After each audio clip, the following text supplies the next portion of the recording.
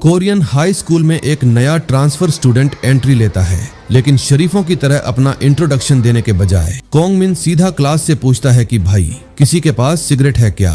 Teacher को तो पहले ही सेकंड में समझ आ जाता है कि यह लड़का बड़ा सिरदर्द बनने वाला है और बाकी स्टूडेंट्स बस आंखें फाड़ कर उसे देखते रह जाते हैं। बाद में जब क्लास खत्म होती है तो कोंग मिन देखता है कि स्कूल के कुछ गुंडे क्लास के एक बेचारे लड़के को कोने में ले जाकर उसकी रैगिंग कर रहे हैं। तभी उन गुंडों की नजर कोंग मिन पर पड़ती है और वह उससे पूछते हैं कि भाई तू अकेले यहाँ खड़ा खड़ा क्या देख रहा है। कोंग मिन बिल्कुल भोला बनते हुए कहता है कि वह अभी अभी विदेश से वापस आया है और उसे कोरिया के स्कूल लाइफ के बारे में कुछ भी नहीं पता। उसका कहना था कि उसका ना तो कोई दोस्त है, ना कोई पहचान और ना ही उसे यह पता है कि यहाँ के नॉर्मल स्टूडेंट्स कैसे रहते हैं। उसका यह सीधा साधा रूप देखकर स्कूल के बदमाशों की नजर उस पर टिक जाती है और वह उसे अपना शिकार बनाने की सोचते हैं। उनका लीडर कोंग मिन का टेस्ट लेने के लिए पूछता है कि क्या वो डेजोन के एक बहुत ही मशहूर फाइटर को जानता है। ग्रुप में शामिल होने के चक्कर में कोंग मिन झूठ बोल देता है कि अरे हाँ, हम दोनों तो साथ बैठकर दारू पिया करते थे।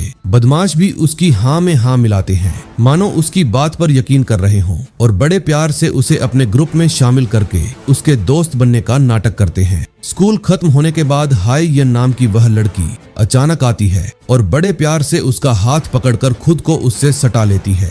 वह बड़े कातिलाना अंदाज में पूछती है कि क्या वह सीधा अपने घर जा रहा है। कोंग मिन जवाब देता है कि हाँ, आज पहला दिन था और वह बहुत बुरी तरह थक गया है, इसीलिए सीधा घर ही जाएगा। इस पर वह कहती है कि अगर ऐसी बात है तो वह उसकी थकान मिटाने में मदद कर सकती है और हमारा भाई भी ऐसा मौका हाथ से जाने नहीं देता और तुरंत तैयार हो जाता है। रात को हाईयन कोंग मिन को लेकर एक मोटल के कमरे में पहुंचती है। वो कमरे में उसके करीब आने का नाटक ही कर रही होती है कि तभी बाकी बुली फोन पर वीडियो रिकॉर्ड करते हुए अचानक बाहर निकल आते हैं। वह हंसते हुए बताते हैं कि भाई, जिस डेजोन वाले फाइटर के साथ तूने पैग मारने की बात कही थी, हमने उसे अभी फोन लगा दिया है। यानी हमारे भाई का यहाँ बुरी तरह पोपट हो चुका था।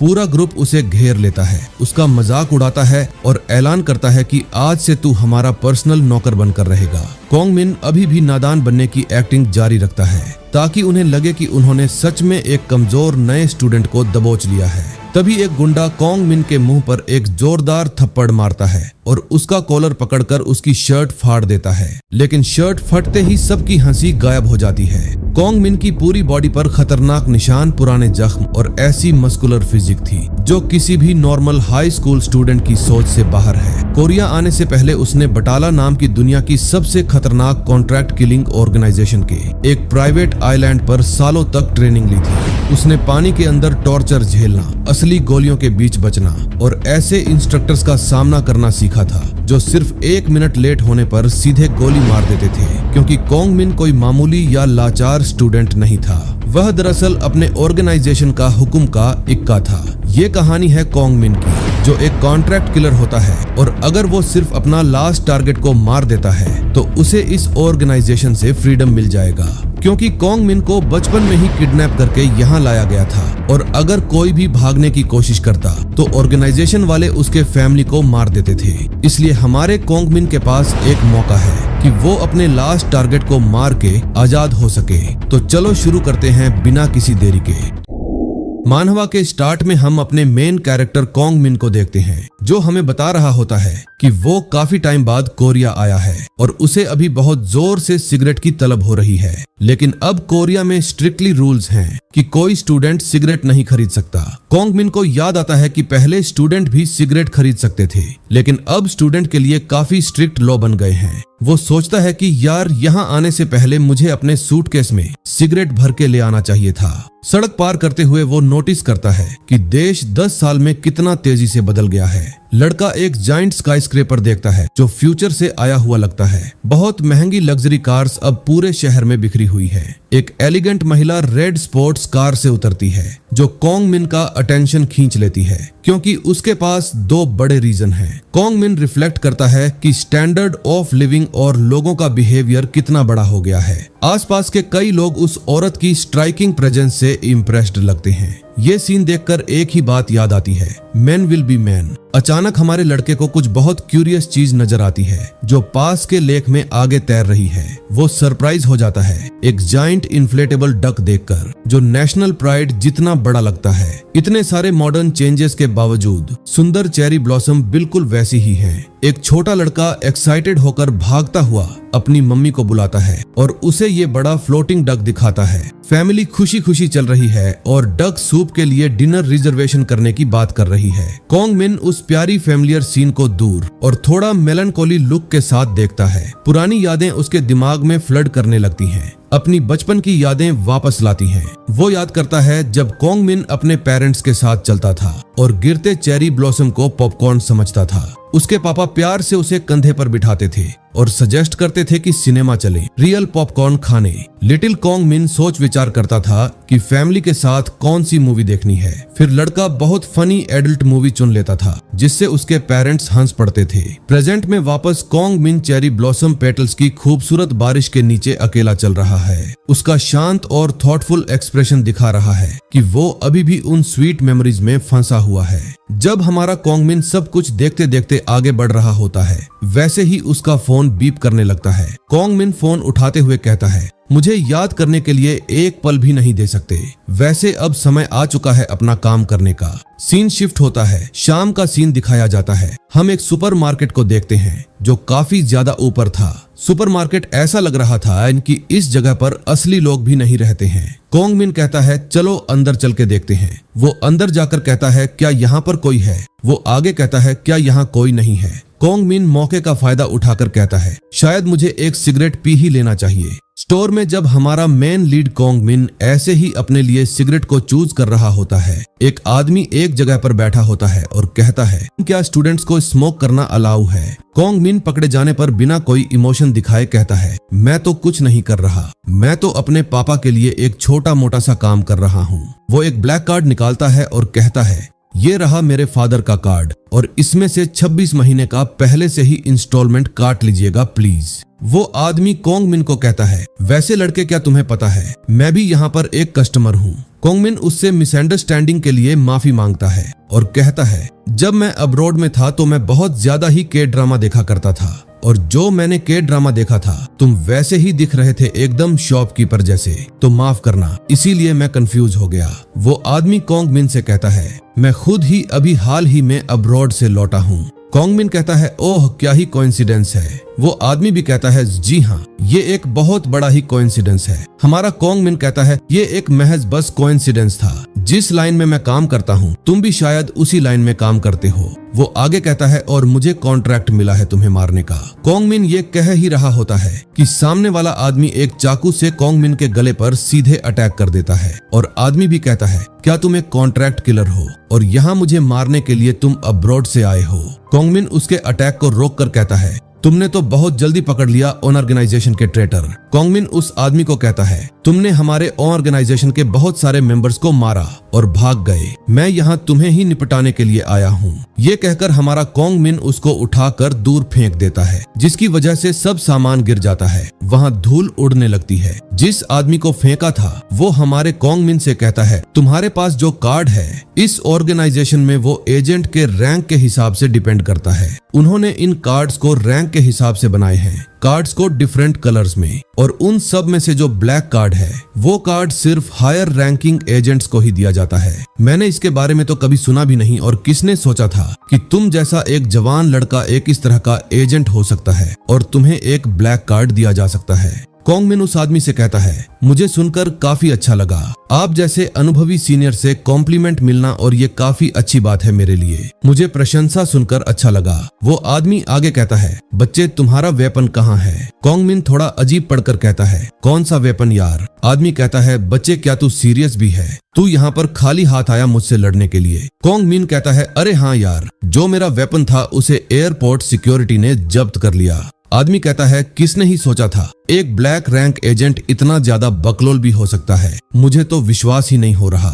आदमी ऑर्गेनाइजेशन का रूल बताता है कि रूल नंबर 1 होता है कि अपना वेपन हमेशा अपने पास रखो और रूल नंबर 2 होता है वो होता है एक सरप्राइज अटैक। ये कहते ही वो आदमी कोंग मिन पर अटैक कर देता है। हम देखते हैं कि उस आदमी का अटैक हमारे कोंग मिन की ओर ही आगे बढ़ रहा होता है और जस्ट कोंग मिन के गले के पास ही पहुंचने वाला होता है। हमारा कोंग मिन बस खड़ा हुआ था। दोबारा से हमें उसी आदमी का सीन दिखाया जाता है जो कि इस समय रुक चुका होता है, क्योंकि हमारा कोंग मिन इसके अटैक को अपने एक हाथ से ही रोक दिया होता है। वो उससे कहता है, क्यों आखिर तुमने हमारी ओन ऑर्गेनाइजेशन को धोखा क्यों दिया? तुम जैसा एक्सपीरियंस वाला एक एजेंट काफी ज्यादा बेनिफिट्स को एंजॉय कर सकता था हमारे ऑर्गेनाइजेशन की तरफ से, तो आखिरकार क्यों तुमने ऑर्गेनाइजेशन को धोखा दिया? आदमी कहता है, और एक टिन कैन। कोंग मिन पीछे देखते हुए कहता है, क्या एक टिन कैन? दोबारा से वह आदमी बताता है, हर एक दिन मुझे ऐसा लगता था कि मैं एक टिन कैन के अंदर फंसा हुआ हूँ।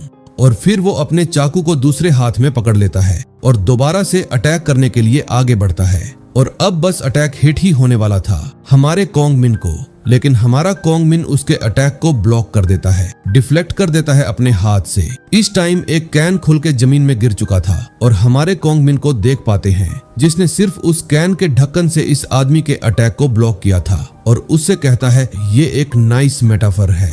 आदमी कोंग मिन से कहता है, क्या तुमने लोकल कम्युनिटी सेंटर से क्रिएटिव राइटिंग क्लास ली थी? और ये कहकर वो आदमी हमारे कोंग मिन के ऊपर और भी ज्यादा अटैक करने लगता है, लेकिन हमारा कोंग मिन वहां खड़ा होकर बस उसके अटैक्स को डिफ्लेक्ट करता रहता है। वो आदमी कहता है, जो भी ऑर्गेनाइजेशन कहे बस वही करना और तब तक कि कुत्तों की तरह हंट करना जब तक कि तुम्हारी मौत ना हो जाए। वो जीवन एकदम नर्क के जैसा जीवन था। मैं तो बस फ्री होना चाहता था। ये दोनों इस टाइम लगातार एक दूसरे से फाइट करते जा रहे थे, लगातार एक दूसरे के ऊपर अपने अपने अटैक हिट करते जा रहे थे और ब्लॉक करते जा रहे थे।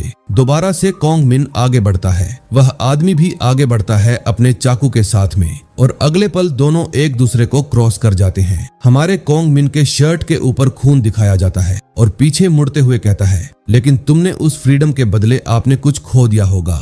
हमें उस कैन के ढक्कन के ऊपर खून को दिखाया जाता है और उस आदमी के गले के ऊपर भी खून को दिखाया जाता है। वही आदमी दोबारा से कहता है, मैंने जो कुछ भी किया सिर्फ अपनी फैमिली की वजह से किया। जब ऑर्गेनाइजेशन को पता चला कि मैंने उनके साथ धोखाधड़ी की है, उन्होंने मेरे परिवार को मार डाला। कोंग मिन कहता है, ऑर्गेनाइजेशन हर एजेंट के परिवार की पहचान का पता लगाता है और उन पर लगातार नजर रखता है, जिसकी वजह से भी एजेंट धोखाधड़ी ना कर सके। और ऑर्गेनाइजेशन होस्टेजेस के रूप में एजेंट के फैमिली को टारगेट करता है। ये कहकर कोंग मिन एक पैकेट के ऊपर अपनी लात मारता है, जिसकी वजह से वह पैकेट फट जाता है और सब जगह धुआं ही धुआं हो जाता है। अगले सीन में भी हमें धुएं धुएं को दिखाया जाता है। वैसे ही दोबारा से हमारा कोंग मिन कहता है, अब भले ही तुम्हें रिग्रेट ही क्यों ना हो। ये कहते हुए उसे पहले पटकता है। पटकने के बाद दोबारा से कहता है, क्या तुम ये कह रहे हो कि अभी बहुत देर हो चुकी है? वो आदमी कहता है, फ्रीडम की कीमत के रूप में मुझे अपने परिवार की जान देकर इसकी कीमत चुकानी पड़ी। इस प्राइस को पे करने के लिए ये तो बहुत ही कम कीमत थी। कोंग मिन कहता है, तो तुम्हें पता था कि तुम्हारी फैमिली सैक्रिफाइस हो सकती थी, लेकिन तब भी तुमने ऐसा किया। वो आदमी से पूछता है, तो तुमने ऐसा क्यों किया?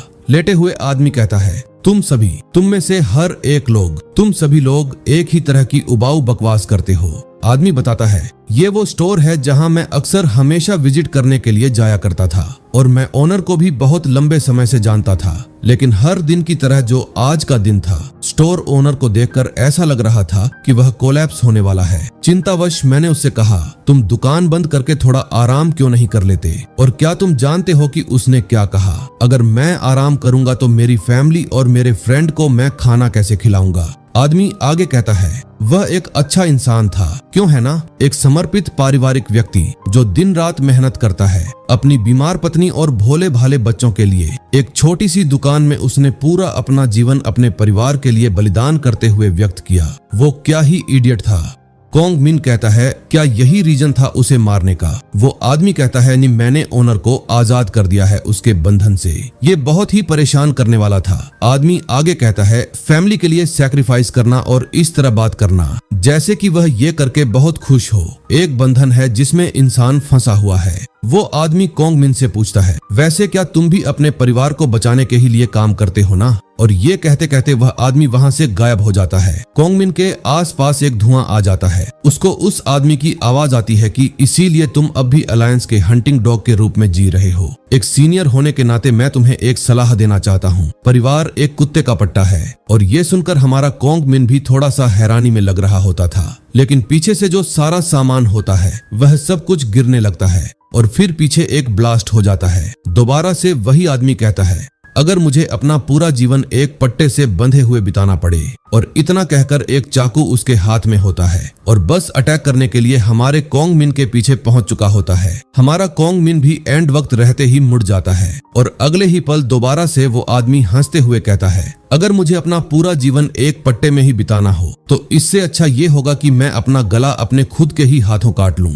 और ये कहकर बस सामने की ओर ही देखता रह जाता है। अगले सीन में दिखाया जाता है कि उसका पूरा गला कट चुका होता है, पूरा निशान बन चुका होता है। लेकिन कोंग मिन कहता है, अब हमें क्या करना चाहिए एक गले को काटने के लिए? कोंग मिन एक छोटी सी ब्लेड को पकड़कर कहता है, वैसे ये ब्लेड है थोड़ा सा छोटा है। इस टाइम हमारे कोंग मिन ने उस आदमी के गले को इतनी फास्ट अटैक करके काटा था, वह आदमी भी कुछ समझ भी नहीं पाता है कि अभी जस्ट क्या हुआ। लेकिन दोबारा से पीछे मुड़ते हुए कहता है, क्या ये था? आदमी कोंग मिन से कहता है, आखिर तुमने ऐसा कैसे किया? कोंग मिन आदमी से कहता है, तुम क्या कह रहे हो? मैंने ये कैसे किया? वैसे तुम्हें इस बात का रिकॉर्ड रखना चाहिए था, है ना? तुम्हारा छोटा सा वह वेपन मेरे पास आ चुका था और मैंने उसे पकड़ लिया था। और वैसे क्या तुम्हें पता है एसिनेशन का थर्ड रूल क्या है? ऐसे ही केयरलेसली किसी भी चीज को थ्रो नहीं करना चाहिए। अब वह आदमी अपने दोनों वेपन्स को जमीन पर गिरा देता है और अपने गले को पकड़कर बैठ जाता है और खांसते हुए कहता है, सिर्फ एक बॉक्स कटर के टुकड़े से मैं मर रहा हूँ।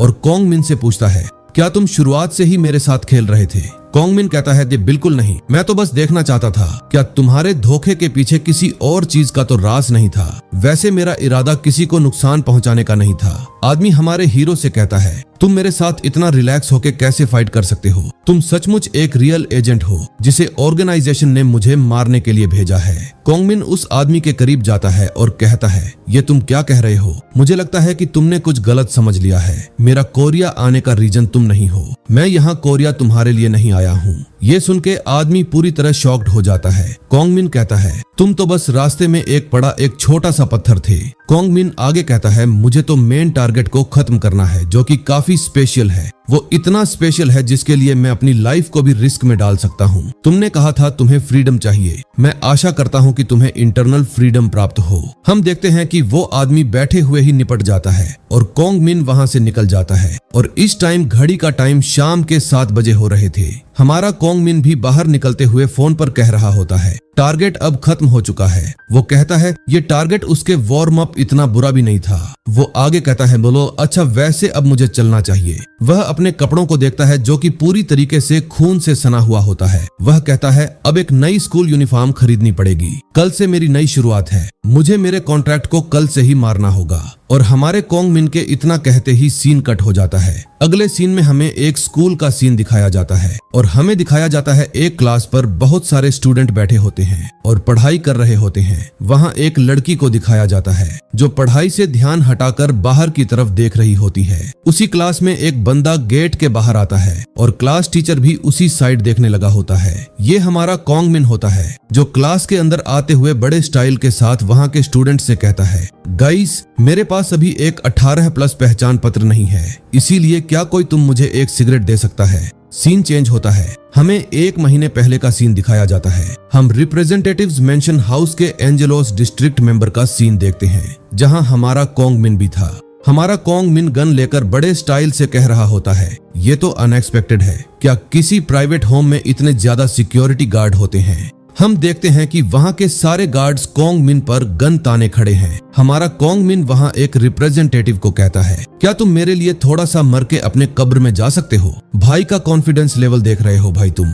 ये रिप्रेजेंटेटिव मैनुअल सैंटोस पार्टी का डिस्ट्रिक्ट मेंबर है। रिप्रेजेंटेटिव कोंग मिन से कहता है, मैं सब करूंगा लेकिन उससे पहले मेरी फैमिली को रिलीज करो। हम देखते हैं कि कॉन्ग मिन के गन पॉइंट में रिप्रेजेंटेटिव की बीवी और बच्चा होता है। वो छोटा बच्चा अपनी मम्मी को कह रहा होता है, I am scared mummy. Mummy कहती है, it's okay sweetie. Representative Kong Min से कहता है, उनका इससे कुछ भी लेना देना नहीं है, सबसे पहले उन्हें यहाँ से जाने दो। कॉन्ग मिन तुरंत मान जाता है और कहता है, श्योर व्हाई नॉट, मैं उनको जाने दे सकता हूँ। वो दोनों को भेज देता है। अपना कॉन्ग मिन कहता है, जब तक कि सबसे पहले मेरे ऊपर कोई अटैक नहीं करता तब तक मैं टारगेट के अलावा किसी को भी हार्म नहीं पहुंचाता, और ये मेरा आयरन क्लेड रूल है। रिप्रेजेंटेटिव हल्की स्माइल करता है, कहता है, देन साला बेवकूफ, थैंक गॉड। फिर वो तुरंत अपने गार्ड्स को कॉन्ग मिन पर फायर करने के लिए ऑर्डर देता है और कहता है, ये हराम का पिल्ला यहाँ से बच के ना निकल पाए। रिप्रेजेंटेटिव आगे कहता है, किसने सोचा था कि तुम्हारे अंदर सॉफ्ट थॉट्स भी होंगे?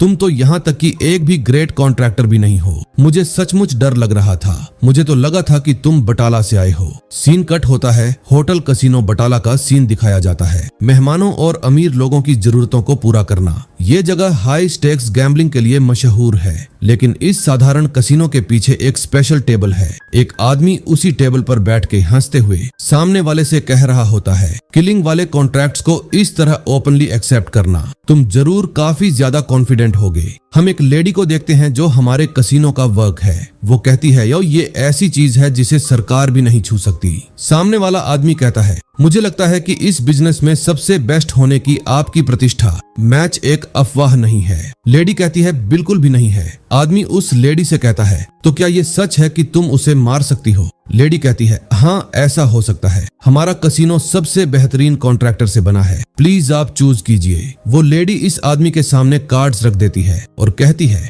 इन सभी पत्तों में से किसी एक पत्ते को चूज कीजिए और इन्हीं कार्ड की रैंक के मुताबिक कॉन्ट्रैक्टर की भी रैंक होगी। टेबल वाला आदमी कहता है, मुझे पता है, मैं चुनता हूँ। और वो एक हुक्म के इक्के को आगे बढ़ाता है। लेडी कहती है, हुक्म का इक्का, हाँ ये काफी ज्यादा एक्सीलेंट चॉइस है, हालांकि जो इसकी कमीशन फी बहुत ज्यादा है। वो आदमी कहता है, इसकी चिंता तुम मत करो, बस मुझे ये काम तुरंत करवाना है। वो आगे कहता है, मैं पहले ही बता रहा हूँ, टारगेट के अलावा कोई भी हार्म नहीं होना चाहिए। हम अपने कॉन्ग मिन को देखते हैं जो कि भाई उस रिप्रेजेंटेटिव के सारे बंदे को पेल के आराम से सिगरेट जला रहा होता है और कह रहा होता है, मैंने पहले ही कहा था, मैं जब तक किसी व्यक्ति के ऊपर हमला नहीं करूंगा टारगेट के अलावा, जब तक कि मेरे ऊपर सबसे पहले कोई हमला नहीं करता। तुम लोगों ने मेरे ऊपर हमला करके गलती कर दी और अब देखो क्या हाल हो गया तुम्हारा।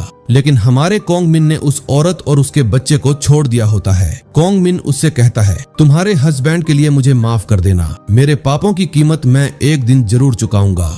अब दोबारा से हमें प्रेजेंट का सीन दिखाया जाता है, उसी स्कूल का सीन जहां कॉन्ग मिन बड़े स्टाइल से सिगरेट मांग रहा होता है। टीचर ये सुनकर थोड़ा सा घबरा जाता है और कहता है, तुमने क्या कहा, तुम हो कौन? अभी ऐसा लग रहा है जैसे तुम मेरी अथॉरिटी को कुचल रहे हो। कॉन्ग मिन कहता है, मैं एक ट्रांसफर स्टूडेंट हूँ। टीचर कहता है, तो चुपचाप अपना परिचय दो और जाकर बैठ जाओ। कॉन्ग मिन सबसे कहता है, तुम सभी से मिलकर मुझे काफी अच्छा लगा, मेरा नाम रियू कॉन्ग मिन है। और वो हमें बताता है, मैं असल में एक कॉन्ट्रैक्ट किलर हूँ और मेरा कॉन्ट्रैक्टर पहचान है हुकुम का इक्का। वैसे मैं डाइजन से हूँ और वहाँ के बटाला से हूँ, जो कि एक कॉन्ट्रैक्ट किलिंग ऑर्गेनाइजेशन है जिसे सभी लोग बटाला कहते हैं। मैं वहीं से हूँ। कॉन्ग मिन आगे हमें बताता है, मैं बटाला से यहाँ अपने मिशन को कैरी करने के लिए आया हूँ, जो कि एक टारगेट को मारना है, और मैंने अपने मिशन को पूरा करने के लिए एक स्टूडेंट के रूप में एडमिशन लिया है। और इस देश की सिक्योरिटी को देखते हुए टारगेट को गुप्त तरीके से मारना इम्पॉसिबल होगा। मुझे अपने कवर का इस्तेमाल करके स्वाभाविक रूप से अपने टारगेट तक पहुंचना होगा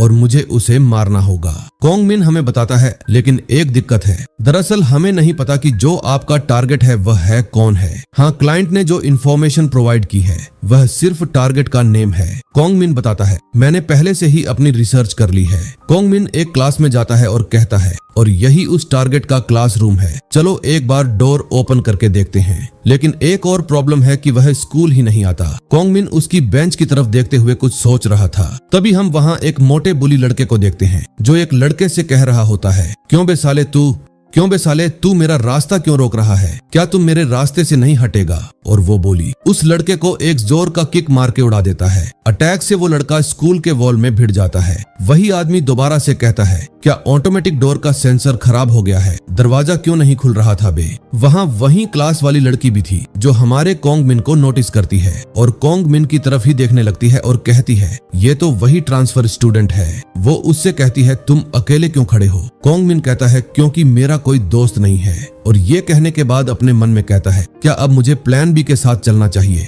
सीन कट होता है। हमारा कोंग मिन इस टाइम स्मोकिंग कर रहा होता है। सांस अंदर लेता है, फिर सांस को बाहर छोड़ता है और सांस को छोड़ते समय काफी ज्यादा जोरों से हंसने लगता है। और इसके सराउंडिंग में जो उसके क्लासमेट होते हैं वो कहते हैं वाह तुम तो इसमें बहुत अच्छा स्मोक करते हो। लड़की कहती है तुम काफी मजेदार हो। भैया कोई भी रियल लाइफ में स्मोकिंग नहीं करेगा, ये सिर्फ बाहर से कूल लगता है। नशे से दूर रहना। मेरे कितने भी भाई हैं सभी को कह रहा हूँ। तभी सामने वाला स्टूडेंट कोंग मिन से कहता है तुम कह रहे थे कि तुम डाइजन से आए हो है। कोंग मिन कहता है हाँ क्या हुआ, तुम्हें कोई दिक्कत है? वो बोली। लड़का आगे कहता है वैसे मुझे तुमसे कुछ पूछना था, क्या तुम ली सियोंग वॉन को जानते हो? वो डाइजन का टॉप डॉग है। कोंग मिन मन में कहता है समय आ चुका है शुरुआत करने का। उसके बाद कोंग मिन उससे कहता है ऑफ कोर्स मैं उसे जानता हूँ। जब उसे पता चला कि मेरा ट्रांसफर हो रहा है तो उसने मुझे बहुत ज्यादा शराब पिलाई। और ये कहने के बाद अपने मन में कहता है अब कोंग मिन के कैरेक्टर बिल्डिंग का समय आ चुका है। अपना कोंग मिन दोबारा से कहता है उस रात तो वो नशे में इतना ज्यादा धुत हो गया था कि वह तो अपना आपा खो बैठा और उसने कैरियो की मशीन तोड़ दी। लड़की कहती है मुझे तो पता है तुम एक ऑर्डिनरी गाय नहीं हो। कोंग मिन और फेंकते हुए कहता है हम तो बस दोस्त थे।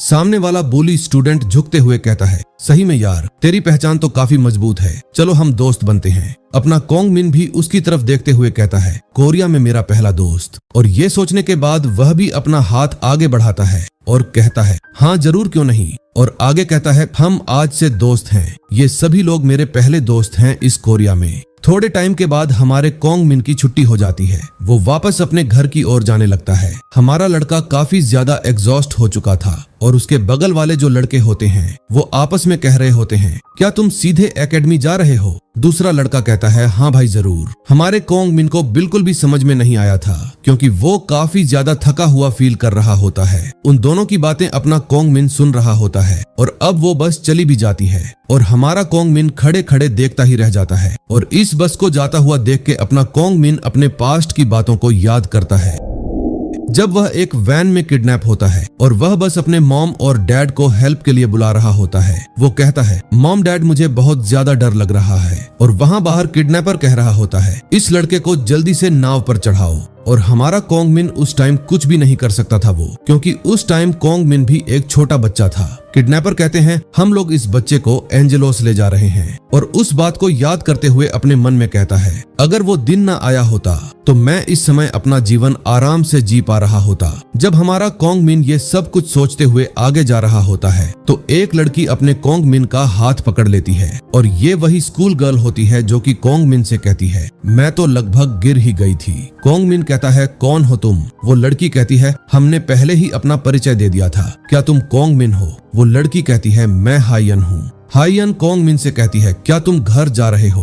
कोंग मिन कहता है जी हाँ मैं घर ही जा रहा हूँ, मैं बहुत ज्यादा ही थक गया क्योंकि ये मेरा पहला दिन था। हाइयन कहती है ओहो क्या ऐसी बात है? वो उसे थोड़े अजीब टोन में कहती है क्या तुम रिलैक्स होना चाहते हो? सीन देखकर तुम तो समझ ही गए होगे ना भाई। कोंग मिन कहता है तुम्हारा मतलब क्या है? अब हमें एक रूम के लाइट का सीन दिखाया जाता है और उस लाइट को देखते हुए कोंग मिन कहता है वाओ जो ये लाइट है वो तो बहुत ही ज्यादा आरामदायक है। और वो जिस बेड पर बैठा हुआ होता है उसको दबाकर कहता है ये बेड है, ये भी बहुत ज्यादा ही सॉफ्ट है। लड़की उसके सामने अपना ड्रेस निकाल देती है और कहती है ऐसा है क्या, तुम यहाँ पर टीवी देख सकते हो, PS5 में गेम्स खेल सकते हो और जब तुम्हें भूख लगे तब तुम खाना भी खा सकते हो। यहाँ काफी ज्यादा डिलीशियस फूड है, तुम उस सबको खा सकते हो, अब अपनी पसंद चुनो। हाइयन कोंग मिन से कहती है तुम सबसे पहले क्या करना चाहते हो? भाई ये इस पोजीशन में क्या ही तो लग रही है। कोंग मिन की जगह तुम होते तो क्या मांगते मुझे अच्छे से पता है बेसालों, लेकिन इसके बाद जो सीन होता है ना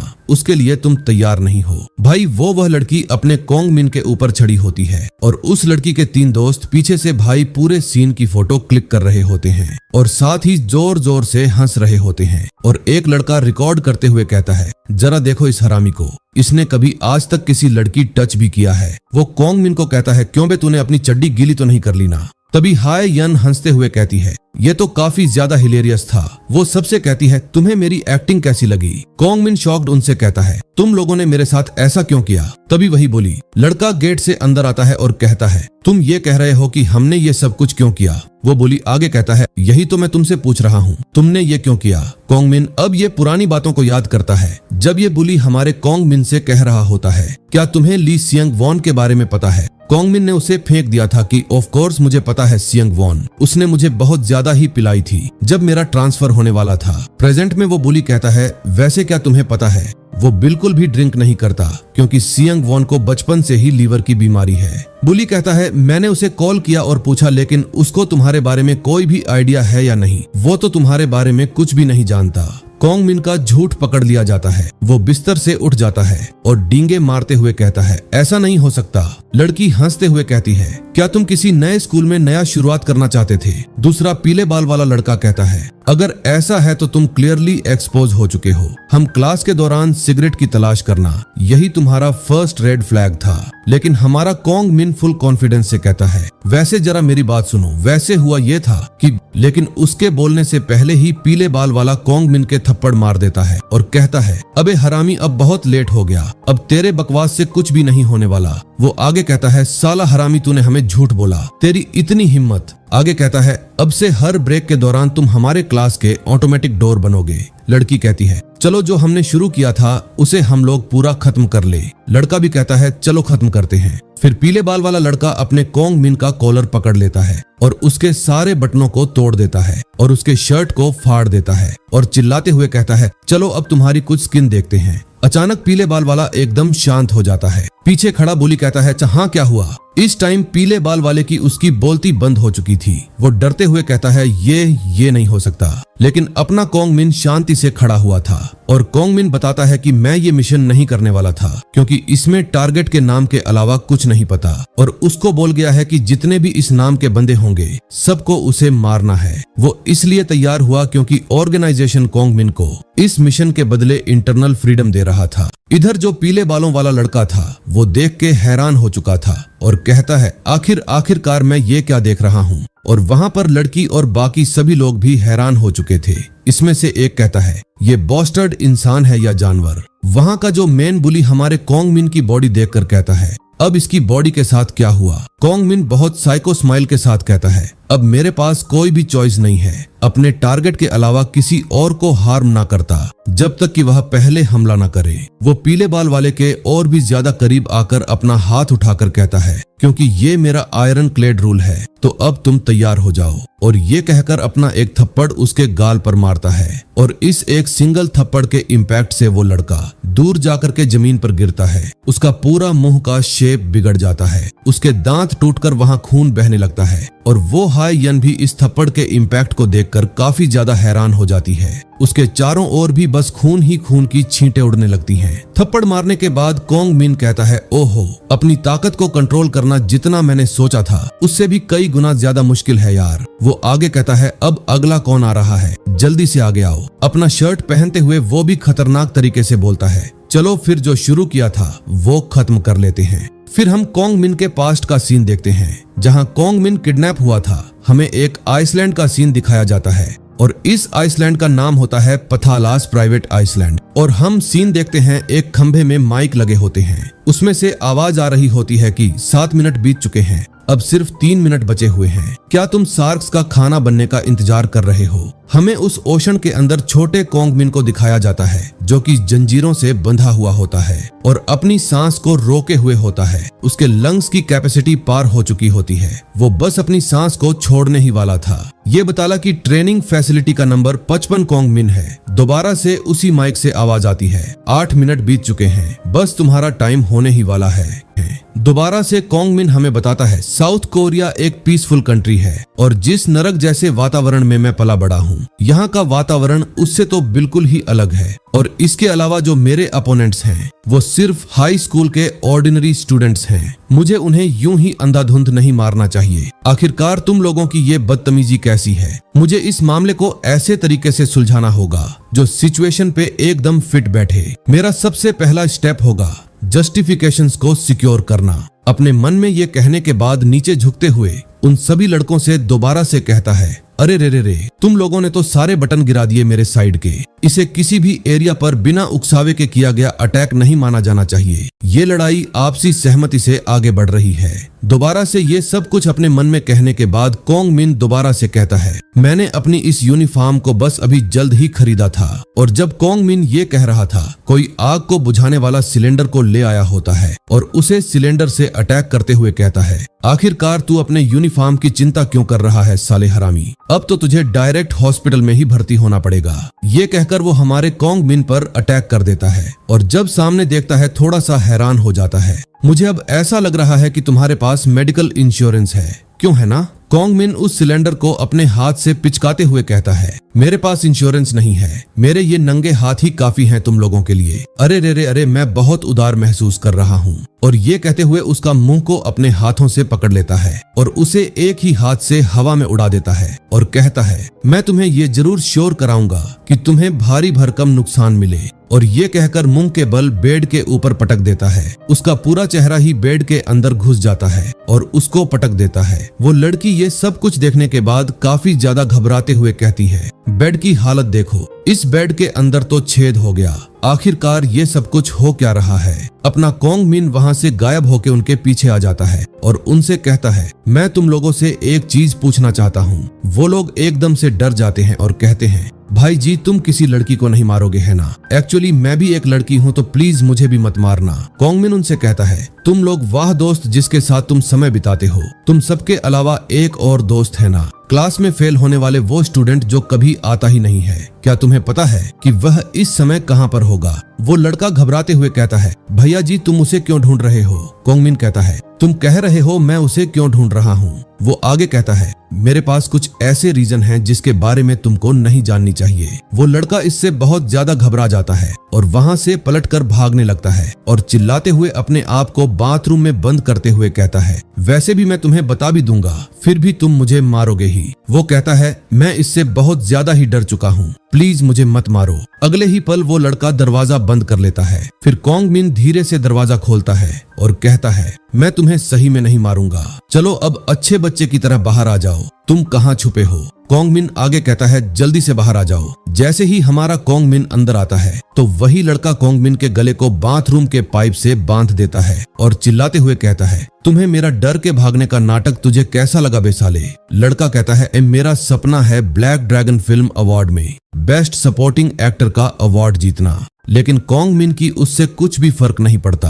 कोंग मिन अपने हाथों का इस्तेमाल करके उस चीज को तोड़ डालता है, जिसे देख के वह लड़का शॉक्ड हो जाता है। ये देखने के बाद दोबारा से कहता है, मैं खुद की नकल करने में काफी अच्छा हूँ, इसकी पूरी तरीके से फट चुकी होती है। फिर कोंग मिन हवा में किक मारते हुए कहता है, बच्चे चल अब मैं तुझे दिखाता हूँ एक्शन थ्रिलर एक्टर की। इतना कहकर अपनी किक उसके बहुत तेज हिट करता है और इस वाले अटैक की वजह से पूरा बाथरूम तहस नहस हो चुका था, सारे नल टूट चुके थे।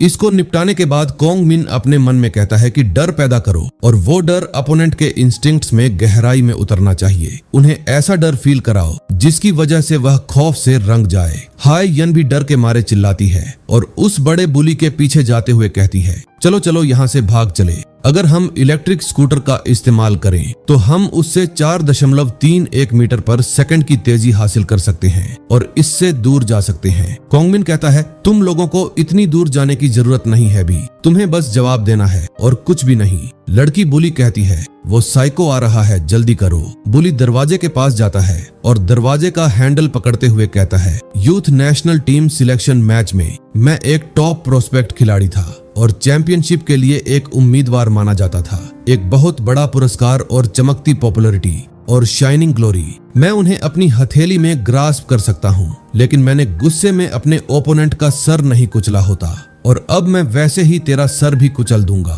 कोंग मिन कुछ भी नहीं बोलता, शांति से खड़ा होकर देखता रहता है। लेकिन बुली आगे बढ़ते हुए कहता है, मुझे किसी ताकतवर व्यक्ति से लड़े हुए बहुत समय हो गया है। वो कहता है, चलो हम तब तक लड़ेंगे जब तक हम में से एक कुचला ना जाए। और फिर हम उस कैफे रूम के बगल वाले रूम में देखते हैं जहां बगल रूम की चिल्लाने की आवाज आती है और भी तेज वो आवाज बस बढ़ती जा रही थी। ऐसा लग रहा था मानो किसी को बहुत ज्यादा दर्द हो रहा है। वहां एक आदमी उस साउंड को सुनने के बाद कहता है, मैं मेरे बगल वाले रूम से जो साउंड आ रहा है सही में बहुत ज्यादा खतरनाक है। आखिरकार ये कैसा साउंड है? इस समय वो एक लड़की के ऊपर बैठा होता है। इन दोनों का पलंग तोड़ने का प्रोग्राम चल रहा होता है। लड़की भी कहती है, हाँ, नेक्स्ट रूम से ही आवाज आ रही है।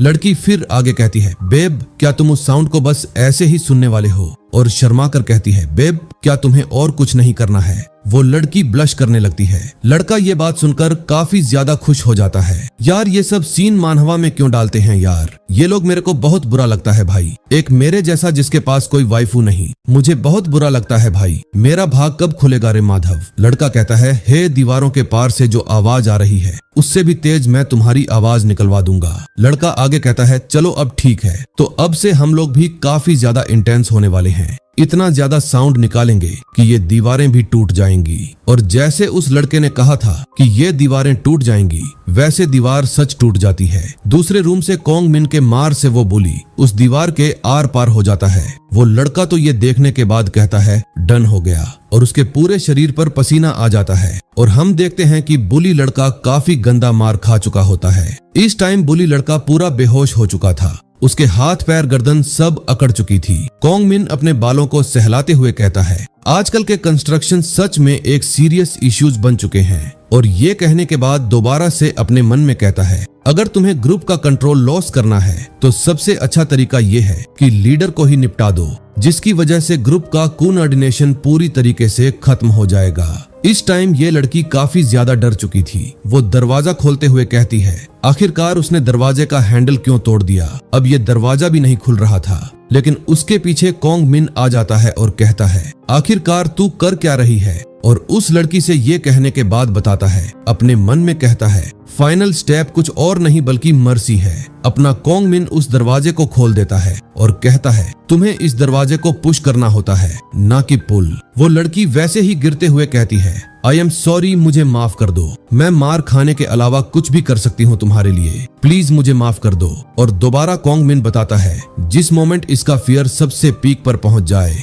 तब उदार का हाथ आगे बढ़ाओ, साल्वेशन का हाथ आगे बढ़ाओ। देन ये सोचने के बाद दोबारा से कहता है, एक्चुअली अब बात ऐसी है कि मेरा तुम्हें चोट पहुंचाने का इरादा बिल्कुल भी नहीं था। सच ये है कि मुझे बस एक तुमसे फेवर पूछना है। और उसके बालों को सहलाने लगता है। लड़की कहती है, क्या एक फेवर? कोंग मिन उसके बाल छूते हुए कहता है, यहाँ मौजूद सभी लोगों में से ये काम सिर्फ तुम ही कर सकती हो और तुम ये जरूर करोगी, क्यों है ना? वो लड़की भी डरते हुए कहती है, हाँ हाँ, मैं जरूर करूंगी। कोंग मिन अपने मन में कहता है, इस तरह भावनात्मक रूप से अपोनेंट को प्रभावित करके वे आज्ञाकारी बन जाते हैं। अब गुलाम अपने बॉस की सेवा कर रहे हैं। कोंग मिन दोबारा से कहता है, तो फिर सबसे पहले मुझे उस स्टूडेंट के बारे में बताओ, वो पिछड़ा हुआ स्टूडेंट जिसका मैंने पहले भी जिक्र किया था। वो लड़की अपने मन में कहती है, आखिरकार ये आदमी किस तरीके का है? और इसी के साथ सीन कट हो जाता है। हमें कुछ सीढ़ियों का सीन दिखाया जाता है और वहीं कहीं आसपास में कुछ सामान को भी रखे हुए दिखाया जाता है। और एक फोन पर एक ट्रेडिंग अकाउंट खुला होता है जिसपे कोई बैलेंस चेक करते हुए कहता है, वाह देखो दोस्त, सही में यहाँ कितने सारे पैसे जमा हो रहे हैं। आदमी मिट पकड़ते हुए कहता है, उस एक वीडियो ने ही पिछले साल की कमाई को पार कर दिया और इसी वजह से हमें इस तरह की चीजें खाने को मिलती हैं। सामने वाला आदमी कहता है, बॉस आप एकदम सही हो, मिट की चमक बिल्कुल ही अलग है, ये देखने में बेहद स्वादिष्ट लग रहा है। उनका बॉस फोन चेक करते हुए कहता है, वीडियो डाउनलोड में इतनी जबरदस्त ग्रोथ हुई है, वेबसाइट का ट्रैफिक भी लगभग डबल हो गया है। ये सब कुछ पूरी तरह उस वीडियो के वजह से है। इस वीडियो का थैंक्स, यही वर्ल्ड का एंड है। वो आगे मिट खाते हुए कहता है, मैं ये सोचकर हैरान होता हूँ कि वे एक वीडियो खरीदने के लिए पैसे खर्च करेंगे। किसी व्यक्ति का पलंग तोड़ वीडियो देखना, उस वीडियो की बदौलत हम इस तहखाने से खूब पैसा कमा रहे हैं। तभी सामने वाला आदमी कहता है, बाय द वे बॉस, अगर ट्रैफिक बढ़ जाता है तो पुलिस स्वाभाविक रूप से हमारा पीछा करना शुरू कर देगी। क्या हमें शिफ्ट नहीं कर लेना चाहिए? उनका बॉस कहता है, डरने की कोई बात नहीं है, हमें ये वीडियो TLX ग्राम के माध्यम से प्राप्त हुई है और सर्वर का रूप विदेश में है और इस ऑफिस की जगह ऐसी जगह है जहां पुलिस भी नहीं पहुंच सकती। पुलिस की तो बात ही छोड़ दो, एक अकेला FBI डायरेक्टर भी नहीं पता कर सकता।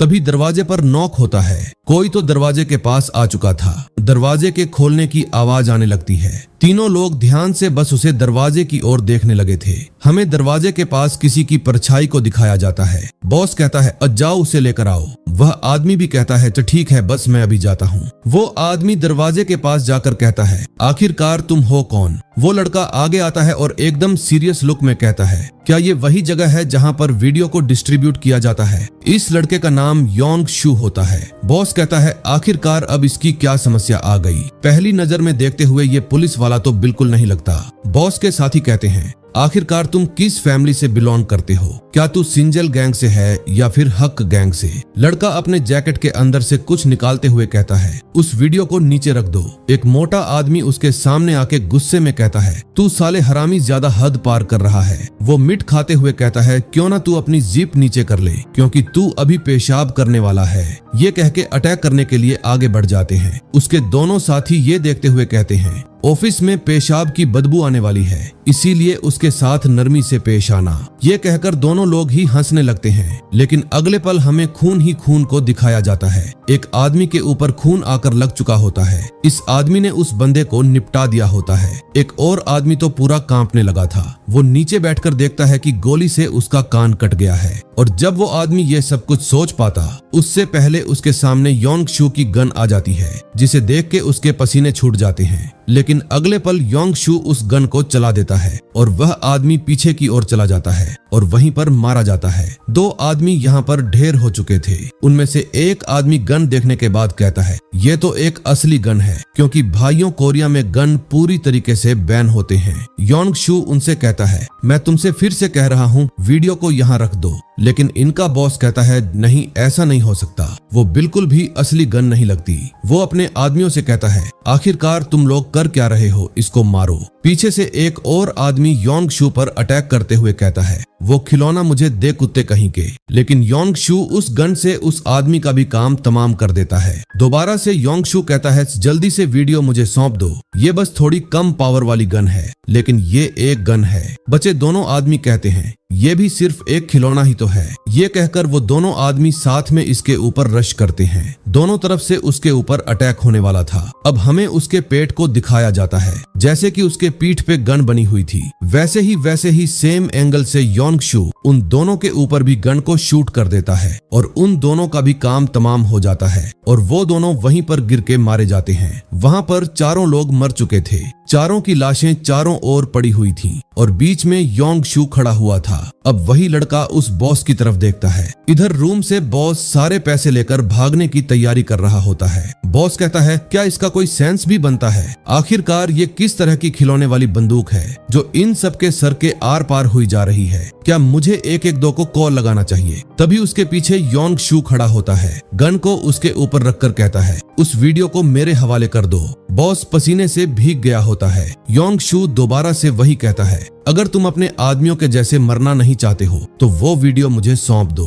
बॉस कहता है रुको सर, मैं अभी वीडियो डिलीट करता हूँ, अभी तुरंत ही मुझे बस हार्ड ड्राइव के रीडर से बाहर निकालना होगा। बॉस कहता है तुम चाहो तो इसे तोड़ सकते हो या रख सकते हो, जो चाहे वो कर सकते हो, लेकिन तुम इतनी दूर क्यों जा रहे हो? क्या विक्टिम ने तुम्हें काम पर रखा है? योंग शू कहता है अबे तू साले किस चीज की बकवास कर रहा है? इस वीडियो में जो पर्सन है वो कोई और नहीं बल्कि वो मैं ही हूँ। इसके बाद योंग शू ने उस बॉस को गोली मारकर निपटा दिया, जहाँ पे अपना कोंग मिन बैठा होता है और कह रहा होता है सिगरेट दे बे। सामने वाले वही बुली गैंग के लड़के होते हैं जिसको कोंग मिन ने पिछले रात भूत मारा था। एक लड़का कहता है सर ये रही आपकी सिगरेट। कोंग मिन मुंह में सिगरेट लेने के बाद कहता है इसमें आग कौन लगाएगा, तेरा बाप? बुली लड़का लाइटर आगे करते हुए कहता है सर ये रहा लाइटर। तभी हाई यन कहती है तुमने हमें यहाँ मिलने के लिए क्यों बुलाया? भाई ये कुछ ज्यादा ही हॉट लग रही है बे। कोंग मिन हाई यन से कहता है कल तुम कुछ बताने वाली थी, तुम्हारे पास एक और भी दोस्त है जिसके साथ तुम लोग हैंग आउट भी करते हो। नेक्स्ट क्लास में आने वाला वो स्टूडेंट जो कभी क्लास में मौजूद नहीं होता है। कोंग मिन अब दोबारा से उनसे कहता है अबे तुम सबको क्या हो गया है? आखिरकार तुम सबका मूड ऐसा क्यों है? लड़की ये सुनकर अपने कोंग मिन की तरफ देखने लगती है, लेकिन अपना कोंग मिन सिगरेट को तोड़ते हुए कहता है क्या तुम लोगों के साथ कुछ गलत हुआ है? हाँ, क्या तुम्हारे उस दोस्त के साथ भी कुछ गलत हुआ है? फिर हम एक पास्ट का सीन देखते हैं जहां बुली गैंग एक प्ले कैफे में होते हैं, जहां हाई यन फायरिंग प्रैक्टिस कर रही होती है। वहां अनाउंस हो रहे होते हैं कि वहां फायरिंग कंप्लीट, तेजी से आगे पीछे करें, बिना गोली चलाए फायरिंग करें, फिर क्लियर करें। हाय यन कहती है, ये इतना टेरिबल क्यों है? मैं तो इस बेकार बंदूक को खोल के वॉशिंग मशीन में डालना चाहती हूँ, एक भी निशाना नहीं लग रहा। उनमें से एक लड़का कहता है, क्या तुमने मिलिट्री ज्वाइन करनी है? हाय यन कहती है, जो फर्स्ट प्लेस प्राइज है, सही में ये मुझे चाहिए। वहाँ पर योंग शू पहली बार इन लोगों से मिलता है। योंग शू गन को लोड करते हुए कहता है, क्या तुम्हें वो चाहिए? थोड़ा सा रुके रहो। हाय यन कहती है, ओके, लेकिन तुम क्या ही पोजीशन में खड़े हो? योंग शू कहता है, क्या सही में मैं इतनी अच्छी पोजीशन में खड़ा हूँ? लेकिन वैसे ये मेरा फर्स्ट टाइम है शूटिंग का। ये बोलते ही योंग शू अपना निशाना लगा देता है, जो डायरेक्ट टारगेट पे हिट होता है। हायन ये देखने के बाद कहती है, नहीं, ऐसा हो ही नहीं सकता। क्या तुम सही में प्लस ही जीतने वाले हो? और फिर योंग शू ऐसे ही वो लगातार अपने टारगेट पर हिट करता रहता है। वहाँ पर सब लोग ये देख के सबके मुंह खुले रह चुके थे। कहते हैं वो लोग, वाओ, ये तो बहुत निशानेबाज इंसान है। हमारे देश की मिलिट्री तुम जैसे लोगों को ढूंढ रही है। हमारा नेशनल डिफेंस अच्छे हाथों में है। योंग शू हाई यन को कहता है, यार ये रहा तुम्हारा गिफ्ट। वो लड़की भी उस गिफ्ट को लेते हुए उसका हाथ अपने बहुत करीब ले जाती है और कहती है, थैंक्स ओपा, और कहती है उसे जो चाहिए वो उसे दे देगी। ये सुनकर योंग शू भी थोड़ा शॉक्ड हो चुका होता है और वो लड़की भी इस अचीवमेंट के साथ बहुत ज्यादा खुश होती है। योंग शू उनको देखते हुए अपने गन को देखता है और फिर अपनी गन को प्यार से छूने लगता है और अपने गन के गले लगाते हुए कहता है, शूटिंग में अच्छा होने में इतनी बड़ी बात नहीं है। दोबारा से सीन प्रेजेंट में कट होता है। हायन एक जगह पर आ चुकी होती है। पूरे तरीके से कपड़े पहनकर काफी सही लग रही होती है। वो अपने आसपास की जगह को देखते हुए कहती है, कितना ज्यादा एनोइंग है। आखिर कोंग मिन ऐसा क्यों कर रहा है? क्या ये किसी लड़के में दिलचस्पी रखता है? अपना कोंग मिन वहाँ आ जाता है और उसे कहता है, तू अपने आप से क्या बकवास कर रही है? क्या तुम स्किज़ोफ्रेनिक हो? हायन कहती है, आखिरकार तुम किस बारे में बात कर रहे हो? और वैसे तुमने मेरे जैसी इतनी सिमिलर ड्रेस क्यों पहनी है? कोंग मिन कहता है, वाओ, क्या कोइंसिडेंस है। क्या इसे ही सिमिलर लुक कहते हैं? हायन कहती है, लेकिन तुमने मुझे यहाँ अकेले मिलने के लिए क्यों कहा था, वो भी वीकेंड में? कोंग मिन कहता है, तुम्हें याद होना चाहिए तुमने रूम कैफे में क्या कहा था कि मैं जैसा बोलूं वैसे तुम करोगी। भाई ये सबको ऐसा ही बोलते रहती है क्या? मेरा दोस्त होता तो अब तक वो ऐसी निपटा देता। कोंग मिन कहता है, एक छोटा सा फेवर करोगी? वैसे मैंने सुना है कि ये सियोल का सबसे लोकप्रिय स्थान है, क्या तुम मुझे यहाँ घुमा सकती हो? हायन अपने मन में कहती है, क्या तुम्हें सियोल घूमना है? इसने उन लोगों की जमकर पिटाई की और फिर भी बड़े ही कूल होने का नाटक कर रहा है और मुझे डर है कि ये मुझसे कोई खतरनाक काम ना करवा ले। फिर वो सोचती है, लेकिन कोंग मिन शायद ये मुझे पसंद करता है। कोंग मिन भी उसको देखते हुए स्माइल करते हुए कहता है, हे, क्या हम लोग साथ में खाना खा सकते हैं? सबसे पहले लड़की कहती है, क्या यहाँ कोई ऐसी चीज है जिसे तुम खाना चाहते हो? कोंग मिन कहता है, एक्चुअली मेरे एल्गोरिदम ने मुझे इस अमेजिंग प्लेस को रिकमेंड किया है। और जब कोंग मिन सब कुछ कह रहा होता है, एक लड़का पीछे से इन दोनों की फोटो और इनको रिकॉर्डिंग कर रहा होता है और वो आदमी जो मास्क लगाए हुए था। हम एक रेस्टोरेंट का सीन देखते हैं जहां भाई हमारे कोंग मिन ने 80 डिश ऑन ऑर्डर कर दी थी। सीरियसली भाई, ये साला लड़की के मामले में एकदम नूब है। हायन कहती है, मुझे पता है कि ये जगह फेमस है, लेकिन 80 डिशेस वाली टेबल, क्या हम लोग यहाँ पर राजा महाराजा के जैसे जीने के लिए आए हैं? वो आगे कहती है, वैसे मुझे एक बात बताओ, तुम कभी किसी लड़की के साथ डेट पर नहीं गए हो, क्यों है ना? रेस्टोरेंट चुनने के मामले में तुम्हारी पसंद वाकई में काफी घटिया है। कोंग मिन कहता है, मुझे माफ कर दो। वैसे अगर मैं सच सच बताऊं, मुझे इससे पहले कभी कोई सच्चा दोस्त नहीं मिला, इसीलिए मुझे वाकई में नहीं पता कि हमें क्या खाना चाहिए। हायन इस टाइम कोंग मिन को हल्का प्यार से देख रही होती है। हायन कहती है, आखिरकार तुम क्या बकवास कर रहे हो? काफी ज्यादा एनोइंग है, बस जल्दी से इसे खा लो। मैं एक डाइट पे हूँ तो फिर तुम मुझे इतनी अच्छी जगह पर क्यों लाए? लेकिन भाई अपना कोंग मिन बिना शर्माए दबा के खाने लगता है, लगातार खाता ही रहता है। और जब वो लड़की ये देखती है तो कहती है, क्या वाकई में बहुत ज्यादा अच्छा है? कोंग मिन कहता है, हाँ, ये बहुत ही ज्यादा अच्छा है, खासकर ये तली हुई मछली, ये तो बहुत ही ज्यादा स्वादिष्ट है। लेकिन बाहर से अभी भी कोई इनको फोन से रिकॉर्ड कर ही रहा होता है। कोंग मिन कहता है, वैसे तुम्हारे मुंह में कुछ लगा हुआ है। वो उसके मुंह को खुद पूछता है। आगे ये दोनों साथ में सियोल घूमते हैं और मस्ती करते हैं। हैं। अब हमें एक सिबिया भेड़ को दिखाया जाता है जो कि बहुत तेज चिल्लाती है। कोंग मिन कहता है तो ये तो बहुत यूनिक तरीके से चिल्लाती है। तभी वो भेड़ उसके मुंह के ऊपर थूक देती है। हाई यन कहती है ये भेड़ बहुत ज्यादा ही जेंटल है, वैसे आखिरकार तुम कर क्या रहे हो? कोंग मिन छिड़कर कहता है क्या तुम्हें इस पागल भेड़ का एटीट्यूड नहीं दिख रहा है? लड़की कहती है क्यों, क्या हुआ? भेड़ कोंग मिन के बालों को खाने लगी थी। अपना कोंग मिन बहुत तेजी से चिल्लाता है तो हाई यन ये सब देख के हंसने लगती है और कहती है तो बहुत ज्यादा ही मजेदार है। अभी भी एक आदमी बस उन सब की फोटो और शूटिंग के ही जा रहा होता है। अब हमें दूसरी जगह का सीन दिखाया जाता है और वहीं पर कोंग मिन कह रहा होता है कि जैसा कि एक्सपेक्ट किया था, मॉडर्न आर्ट बहुत ज्यादा ही प्रोफाउंड होती है।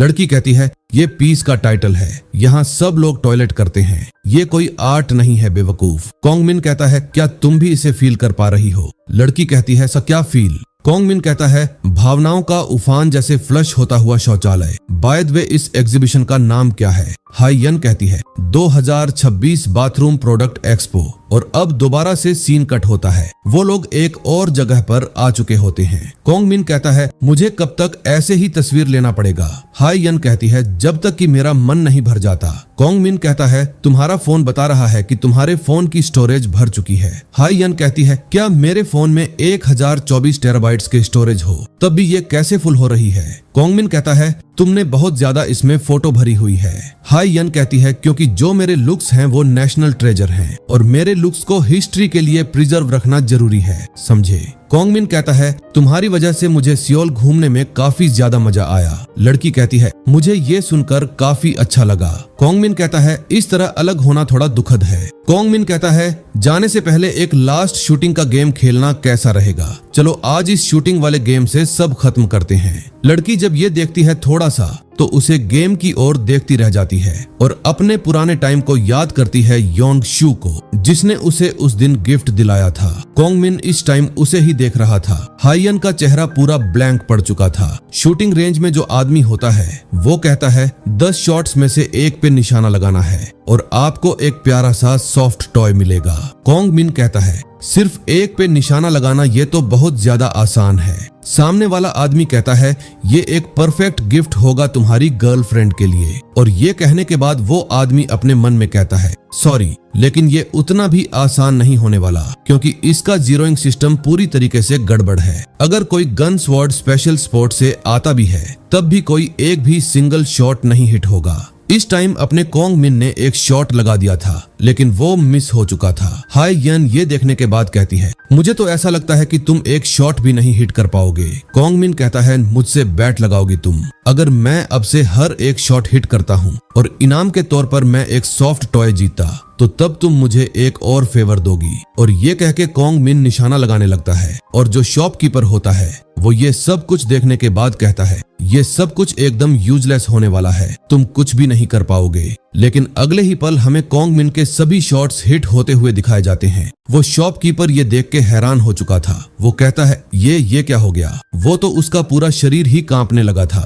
ये देख के इसने तो सारे के सारे शॉट्स हिट कर दिए। कोंग मिन अपने सारे शॉट हिट करने के बाद कहता है क्या तुम भी ट्राई करना चाहोगी? और शॉपकीपर कहता है क्या तुम कोई टॉप टियर क्लास के असासिन हो? और इस टाइम हाई यन कह रही थी कि ये मेरा फर्स्ट टाइम है जब मैं कॉर्क शूटिंग को ट्राई कर रही हूँ। कोंग मिन कहता है अच्छे से पकड़ना गन को अपने शोल्डर से। लड़की कहती है क्या इस तरह? कोंग मिन कहता है क्लोज से पकड़ो। हाई यन उसे पकड़कर दिखाती है। कोंग मिन फुल चांस मार रहा होता है। हाई यन कहती है हाँ अब मुझे पूरी तरीके से समझ में आ चुका है। अभी भी इनको कोई रिकॉर्ड कर ही रहा होता है। लड़की को एक प्राइज मिला होता है, एक मास्क मिला होता है और उस मास्क को देखते हुए कहती है वो तो बहुत ज्यादा ही अगली है, मुझे तो विश्वास नहीं हो रहा है कि यही ग्रैंड प्राइज है, ये तो बहुत बेकार है। कोंग मिन अकेले घर जाते हुए सोच रही थी कि मैं सोच रही थी ये गधा इस बार क्या फेवर मांगेगा, लेकिन कोंग मिन ने मुझसे हमारी फोटो सोशल मीडिया पर पोस्ट करने के लिए कहा। आगे कहती है सियोल में घूमने फिरने को बहाना बनाना, उसकी चालें इतनी सॉफ्ट है।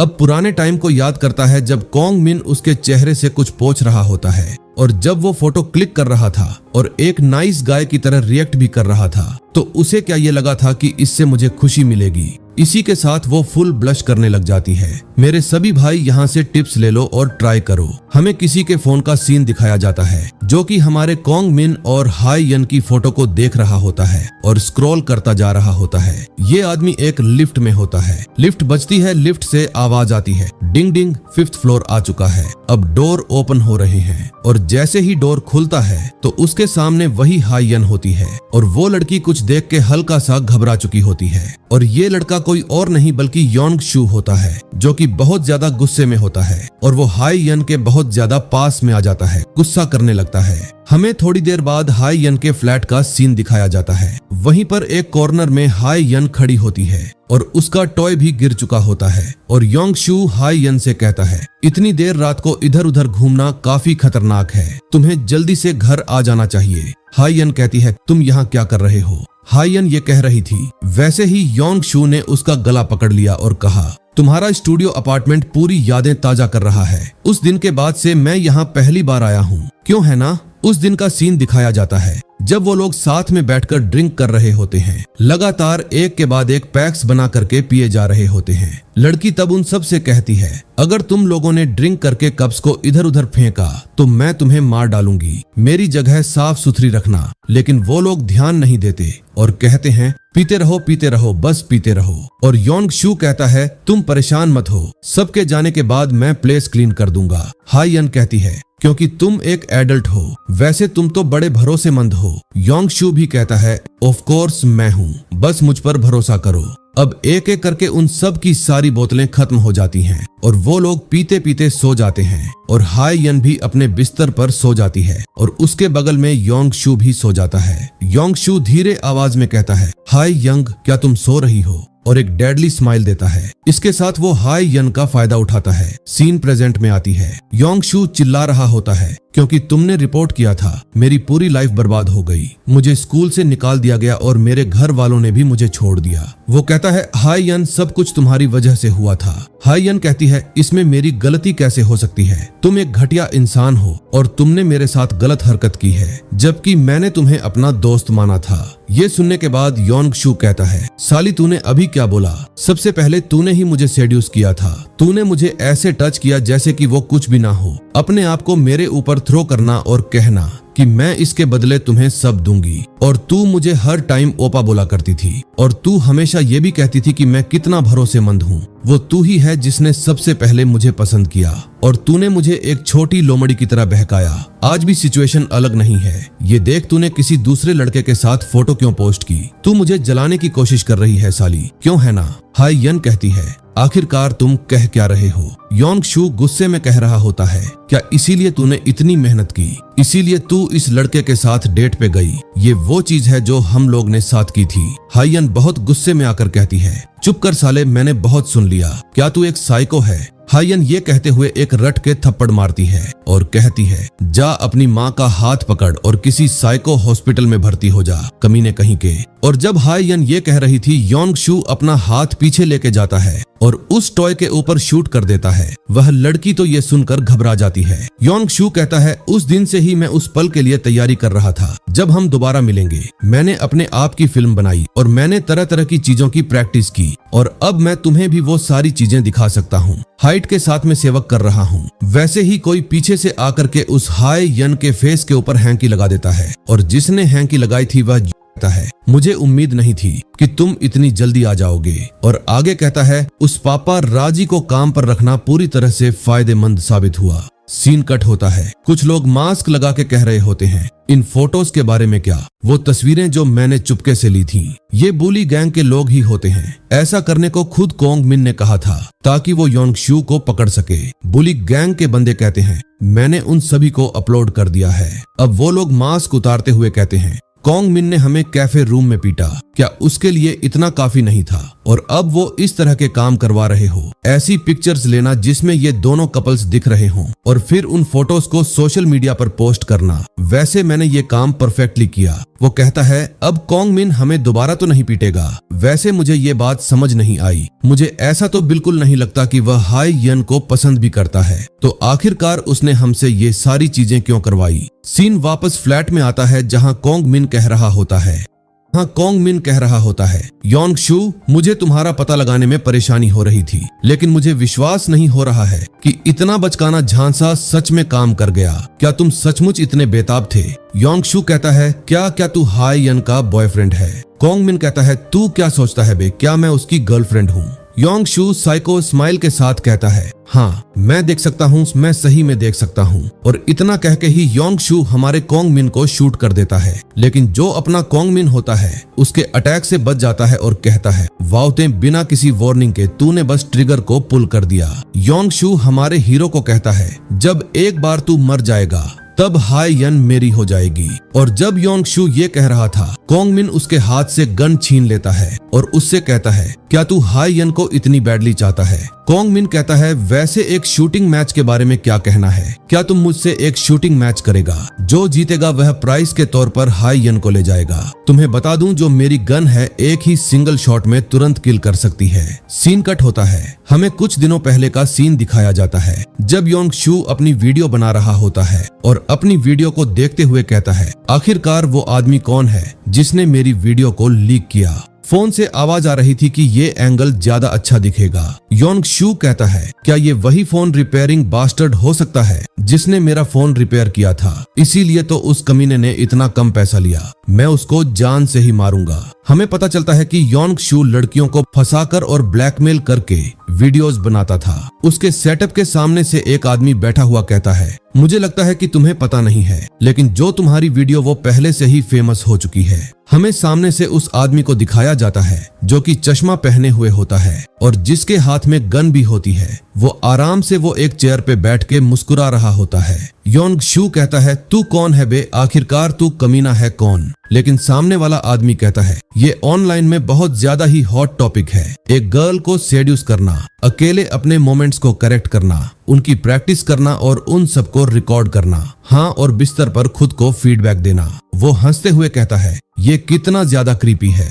वो आगे कहता है, ये देखकर कि तुम्हारे पास इतना खतरनाक हथियार है, तुम कंट्रोवर्सी पैदा करने की बेमिसाल फैक्ट्री हो। लेकिन योंग शू कहता है, हे, मेरे क्वेश्चन का जवाब दे, मैंने तुझसे पूछा तू है कौन? चश्मीश कहता है, मैं नेटवर्क से हूँ। वो आदमी ऑर्गेनाइजेशन के बारे में बताता है, हम पब्लिक को प्रोवोकिंग कंटेंट प्रोवाइड कराते हैं जिसकी वजह से हमारा प्रॉफिट जनरेट हो सके। और मैं एक ऐसा इंसान हूँ जो तुम जैसे टैलेंट्स को रिक्रूट करता है। सामाजिक कंट्रोवर्सी खड़ा करने की अपार संभावना के साथ तुम्हारे कामों के लिए उन्हें देखना हाईली इम्प्रेसिव था।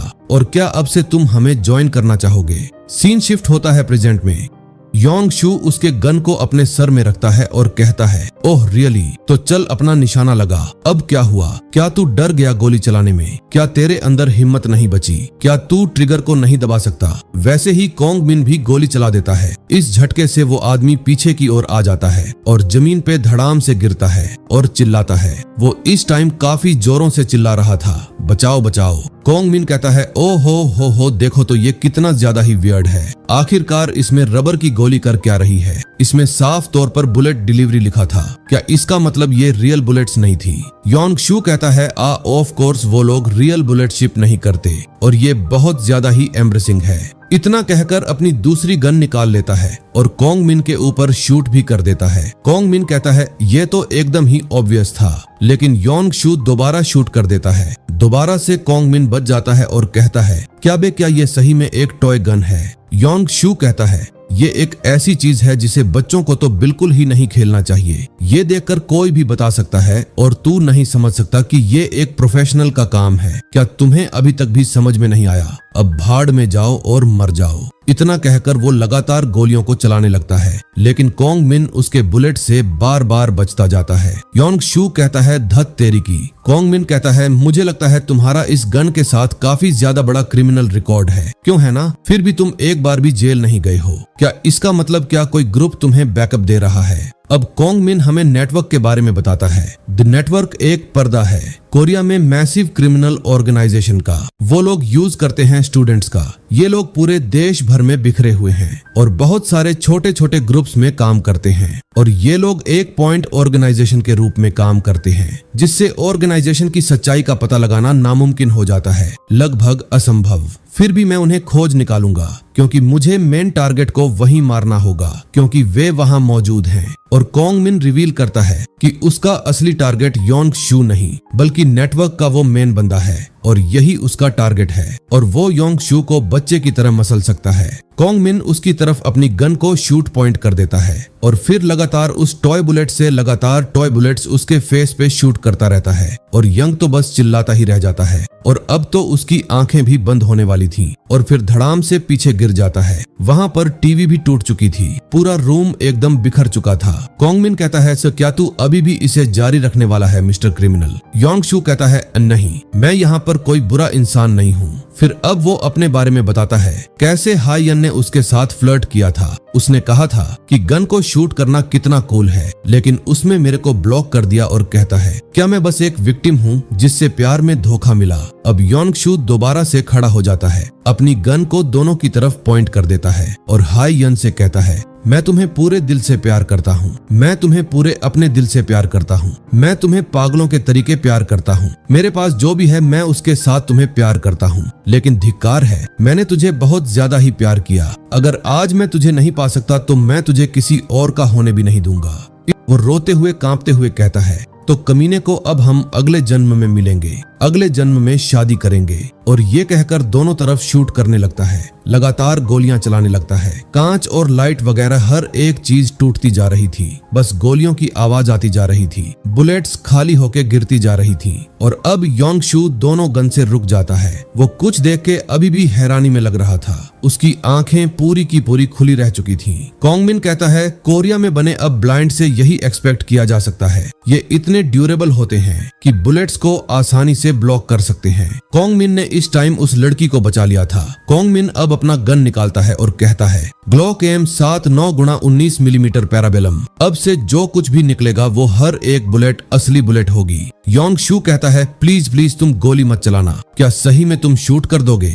ऐसा कह के बाहर भागने लगता है। वह बाहर रोड की तरफ बहुत दूर भागने लगता है और पीछे मुड़कर देखता है कि हमारा हीरो कहीं उसका पीछा तो नहीं कर रहा है। तभी कॉन्ग मिन अपने फोन से उसके वीडियो को पूरे बिलबोर्ड में चला देता है, जिससे वहां पर सभी लोग उसकी वीडियो को देखने लगते हैं और उसका मजाक उड़ाने लगते हैं कि इसका तो काफी ज्यादा छोटा है। इसे इरिटेट होकर योंग शू चिल्लाता है कि मेरा छोटा नहीं है। कॉन्ग मिन उसके सामने खड़ा होता है। योंग शू उससे कहता है, साले हरामी तूने ही किया है ना ये सब। वो भागने लगता है और उसी टाइम सिग्नल रेड हो जाती है और योंग शू रोड पे एक ट्रक से टकरा के निपट जाता है। सभी लोग वहां इकट्ठे हो जाते हैं। इधर फ्लैट में वो चश्मे वाला आदमी आता है और कहता है, मैं सब कुछ क्लियर कर दूंगा, और एक रुमाल पकड़कर हाई यन को कहता है, मैं तुम्हारी याददाश्त के साथ खिलवाड़ करने वाला हूँ, इसके लिए माफ करना। अगले हम सीन देखते हैं। हमारा कॉन्ग मिन अपना सामान लेकर अपने घर जा रहा होता है। चलते हुए कह रहा होता है, साला यहाँ एक भी सिंगल कन्वीनियंस स्टोर नहीं है जो एक माइनर को सिगरेट्स को सेल करता हो। वो इरिटेट होके कहता, कोरिया में साला मुझे एक भी सिगरेट फूंकने को नहीं मिला। कॉन्ग मिन हमसे शिकायत करता है कि साले ऑथर ने मेरे कैरेक्टर की उम्र 17 साल ही क्यों रखी। शायद मुझे उनसे रिक्वेस्ट करनी चाहिए थी कि वे मुझे 24 साल का ऐसा मर्द बना दें जिसने अपनी मिलिट्री सर्विस पूरी कर ली हो, क्योंकि अभी 3 साल तक मुझे धूम्रपान छोड़ने के लिए मजबूर होना पड़ रहा है और मुझे दोबारा सेना में भर्ती भी होना पड़ेगा। लेकिन जब कॉन्ग मिन ये सब कुछ सोच ही रहा था, वैसे कोई आते हुए कहता है कि nice to meet you. Kong Min पीछे मुड़ते हुए देखता और कहता है, तू कौन है बे? वो वही चश्मा लगाए हुआ पर्सन था और चश्मे वाला कहता है, तुम मिस्टर कॉन्ग मिन हो ना? ये वही चश्मीश आदमी होता है जिसे कि हम पीछे भी देख चुके थे। फिर वे दोनों बात करने लगते हैं। वही खड़े खड़े कॉन्ग मिन कहता है, वाओ, एक एडल्ट पर्सन एक स्टूडेंट अप्रोच कर रहा है, एक स्टूडेंट जो कि सिर्फ हाई स्कूल में पढ़ता है। चश्मीश कहता है, जी मुझे माफ कर देना अगर मैंने तुम्हें अनकंफर्टेबल किया। वो आगे कहता है, बिलबोर्ड हैकिंग इंसिडेंट जो कल रात में हुआ था, उस समय के बाद से मैं तुमसे काफी ज्यादा इम्प्रेस हुआ हूँ। चश्मे वाला आदमी आगे कहता है, मैं एक ऑर्गेनाइजेशन से हूँ जिसे कहते हैं दी नेटवर्क। कॉन्ग मिन हंसते हुए अपने मन में कहता है, ये काफी ज्यादा प्रिडिक्टेबल था। जब उनके मेंबर्स से जुड़ी कोई घटना घटित होती है तब एक काफी बड़ा मेजर इश्यू बन जाती है। इनके पास मुझ में इंटरेस्ट लेने के अलावा कोई ऑप्शन नहीं था। चश्मीश कॉन्ग मिन से कहता है, हम ऐसे टैलेंटेड लोगों को लेते हैं जो लोग इश्यूज को क्रिएट कर सकते हैं। कॉन्ग मिन कहता है, खैर मेरी फैशन की समझ काफी चीप है। ये कहने के बाद वह सोचता है कि यहीं से शुरुआत होती है। नेटवर्क के पॉइंट ऑन ऑर्गेनाइजेशन में से एक में घुसपैठ करना एक लो लेवल मेंबर के रूप में, और अब मैं नीचे से ऊपर की ओर बढ़ रहा हूँ और फिर ऐसे ही धीरे धीरे आगे बढ़ते बढ़ते मैं मेन टारगेट पर पहुंच जाऊंगा। ये शायद एक स्टैंडर्ड मेथड हो सकता है, लेकिन ये सब कुछ सोचने के बाद चश्मीश पर्सन से कहता है, एक पॉइंट ऑन ऑर्गेनाइजेशन में एक स्काउटर की भूमिका डिजाइन के तरीके से ये किसी अपर रैंक के पास होनी चाहिए, जिसका मतलब हो सकता है कि वे डायरेक्टली बॉस से कांटेक्ट में हों, जैसे बॉस से डायरेक्टली कांटेक्ट और कम्युनिकेट करते हैं, या कम से कम उनके थोड़ा क्लोज रहते हैं। चश्मीश पर्सन जब उसकी बकवास सुनता है तो कहता है कि तुम अचानक से किस टॉपिक के बारे में बात कर रहे हो। उस टाइम कॉन्ग मिन अपने मन में कुछ बड़बड़ा रहा था, लेकिन अचानक ही कॉन्ग मिन उसके चेस्ट में गन रखते हुए कहता है, मुझे तुम अपने बॉस के पास लेकर चलो।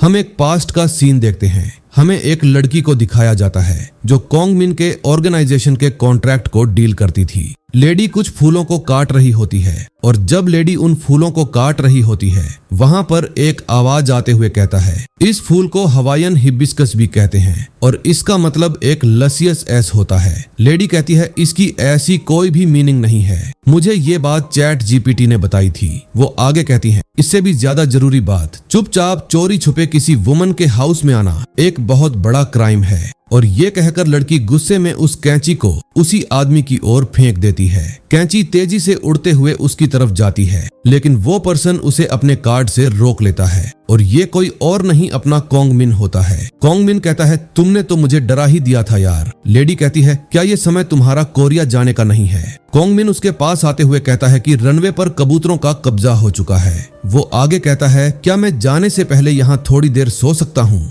और उसके पास आके बोलता है, मैं आपको बता दूं, मैं गोद में सर रखे बिना सो नहीं पाता। लेडी कहती है, तुम्हारे लिए कितना अनफॉर्चुनेट है। लड़की फ्रस्ट्रेट होकर बोलती है, अच्छा अपना फ्लर्ट करना बंद करो और तुम मुझे यहाँ आने का असली रीजन बताओ। फिर वह कहता है कि जब भी मैं कोई कॉन्ट्रैक्ट किलर किसी भी मिशन पर निकलता हूँ तो उसे एक नई पहचान मिलती है, नया नाम मिलता है, क्यों है ना? और वो अपना पासपोर्ट शो करते बोलता है, लेकिन इस बार इस पासपोर्ट पे मेरा असली नाम लिखा हुआ है। कॉन्ग मिन कहता है, यहाँ तक कि जो मेरी डेट ऑफ बर्थ है वो भी रियल है। लेडी बोलती है, आखिरकार तुम करना क्या चाहते हो? फिर वो बोलती है, ये सिर्फ एक कंसिडरेशन है, कोई स्कीम नहीं है। जब तुम एक बार इस असाइनमेंट को कंप्लीट कर लोगे तब तुम हुक्म के इक्के नहीं रहोगे। मिशन के बाद तुम रहोगे कॉन्ग मिन। इसके बाद तुम एक फ्री लाइफ जी सकते हो जो कि फ्रीडम है। हमारा कॉन्ग मिन आगे कहता है, यही बात तो सबसे कम समझ में आती है। यहाँ तक कि जब मैंने इस देश के सुप्रीम काउंसिल मेंबर की हत्या की और फिर एक रिच अमेरिकी फैमिली को तबाह कर दिया, इनाम हमेशा पैसा ही होता था।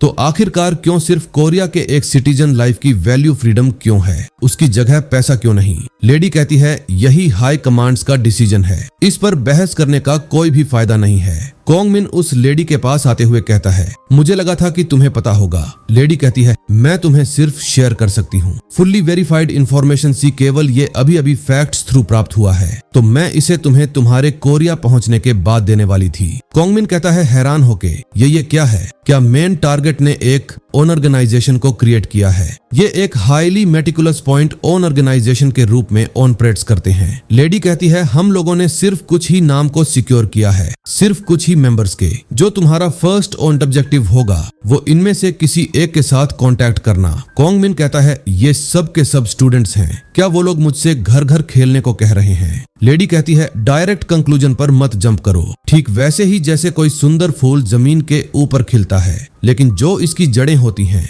वो धरती की अंधेरे परतों में गहराई तक फैली हुई है, और ठीक वैसे ही इस ऑर्गेनाइजेशन की भी जो रूट्स हैं वो शैडोज की गहराइयों में फैली हुई हैं। सीन कट होता है, हमें डायरेक्ट प्रेजेंट का सीन दिखाया जाता है। उसी रात का सीन जहां कॉन्ग मिन उस चश्मा वाले आदमी से कहता है, मुझे वहां लेकर चलो जहां तेरा बॉस रहता है। चश्मा वाला आदमी कहता है, ये बिल्कुल ही इम्पॉसिबल है, मुझे थ्रेट करने का तुम्हें कोई भी फायदा नहीं होने वाला। कॉन्ग मिन कहता है, ओ रियली, मैं तुझे थ्रेट नहीं कर रहा हूँ। ये कहकर वो गन से गोली चला देता है और इस चीज को महसूस करके वो चश्मीश थोड़ा शॉक्ड हो चुका था, लेकिन वो उससे पूछता है कि आखिरकार तुम ये कर क्या रहे हो। कॉन्ग मिन कहता है, ओह क्या तू डरा नहीं मुझसे। चश्मीश कहता है, मैं सरप्राइज्ड हो चुका था। सरप्राइज इसीलिए कि एक 17 साल का लड़का एक टॉय गन कैरी करता है। कॉन्ग मिन कहता है, तुम्हें कैसे पता चला कि ये गन एक टॉय गन है। चश्मीश कहता है, मुझे नहीं पता कि तुम्हारा मतलब क्या है। हंसते हुए बोलता है उसके तरफ देखते हुए कि कोरिया में पढ़ने वाला एक हाई स्कूल स्टूडेंट के पास एक रियल गन होने की बिल्कुल भी संभावना नहीं है। कॉन्ग मिन कहता है, हाँ, लेकिन जब तुमने पूछ लिया है तो मैं तुम्हें एक सिंपल आंसर देना चाहता हूँ, और बोलता है ये गन रियल गन से हल्की है। इस गन का पेंट भी चीप है। काफी इस खिलौने में स्प्रिंग की खास चरमराहट, ट्रिगर का प्लास्टिक की तरह घिसना, ये सब वो बताता है। और इस आदमी का इतना कहते ही कॉन्ग मिन कहता है, तुमने कहा था कि तुम इसे सरल रखोगे। चश्मीश आदमी भी कहता है, क्या मैं भी तुमसे एक क्वेश्चन पूछ सकता हूँ। कॉन्ग मिन कहता है, कैसा क्वेश्चन। चश्मीश कहता है, वैसे तुम्हारा गोल क्या है, तुम क्यों हमारे नेटवर्क को अप्रोच कर रहे हो।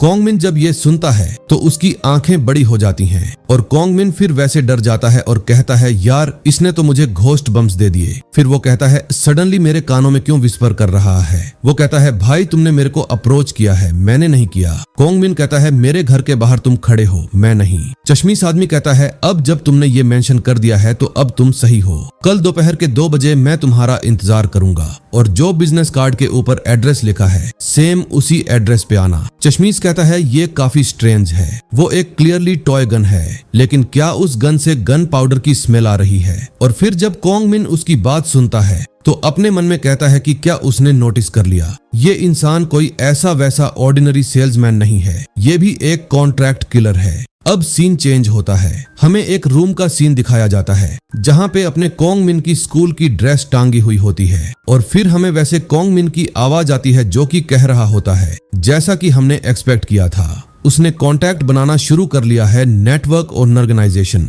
जो कि माइनर्स का यूज करता है और माइनर्स को, जिसकी वजह से वो सोशल इश्यूज को बड़ा मुद्दा बनाकर इन चीजों से प्रॉफिट कमाते हैं। वे अपना वेश बदल लेते हैं एक अवैध समूह के रूप में जो पूरी तरह से स्टूडेंट ग्रुप से बना है, लेकिन इन रियलिटी वो लोग मैसिव अंडरवर्ल्ड क्रिमिनल ऑर्गेनाइजेशंस हैं। यही है कोरिया का ऑर्गेनाइजेशन जिसका नाम नेटवर्क है। और ये सब हमें वही लेडी बता रही होती है जो अपना होम वर्कआउट कर रही होती है और साथ में काफी ज्यादा हॉट लग रही होती है। दोबारा से लेडी हमें बताती है, ठीक वैसे ही जैसे हम अपना आईडी चेंज करके अपना मिशन करते हैं, ठीक वैसे ही ये लोग भी करते हैं। एक होटल कैसीनो के रूप में हम काफी हद तक समान हैं। जैसे हम कॉन्ट्रैक्ट किलिंग करते हैं वैसे ये लोग कुछ हमारे टाइप के ही हैं। कोरिया जैसे सुरक्षित देश में काम करने के लिए उन्हें नाबालिग की जरूरत एक बहाने के तौर पर रही होगी, जिससे कि वो लोग अथॉरिटीज को धोखा दे सकें। और अभी भी उनके बारे में कुछ ऐसा चीज है जो हम नहीं जानते। शायद वे सचमुच ऐसे ही हैं,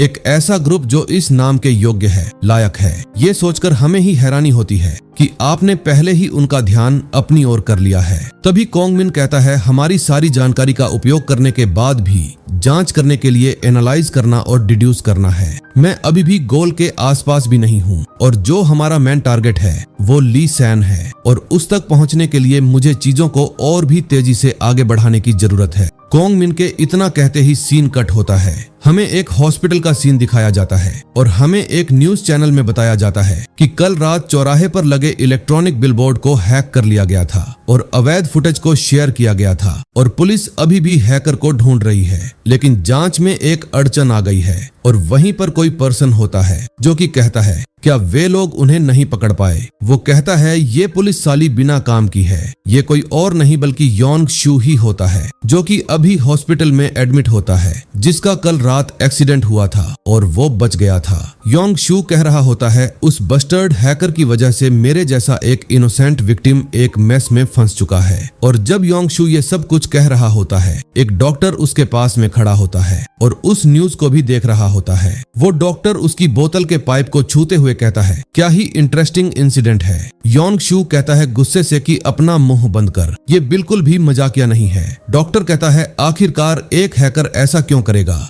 योंग शू कहता है आखिरकार मुझे कैसे पता होगा।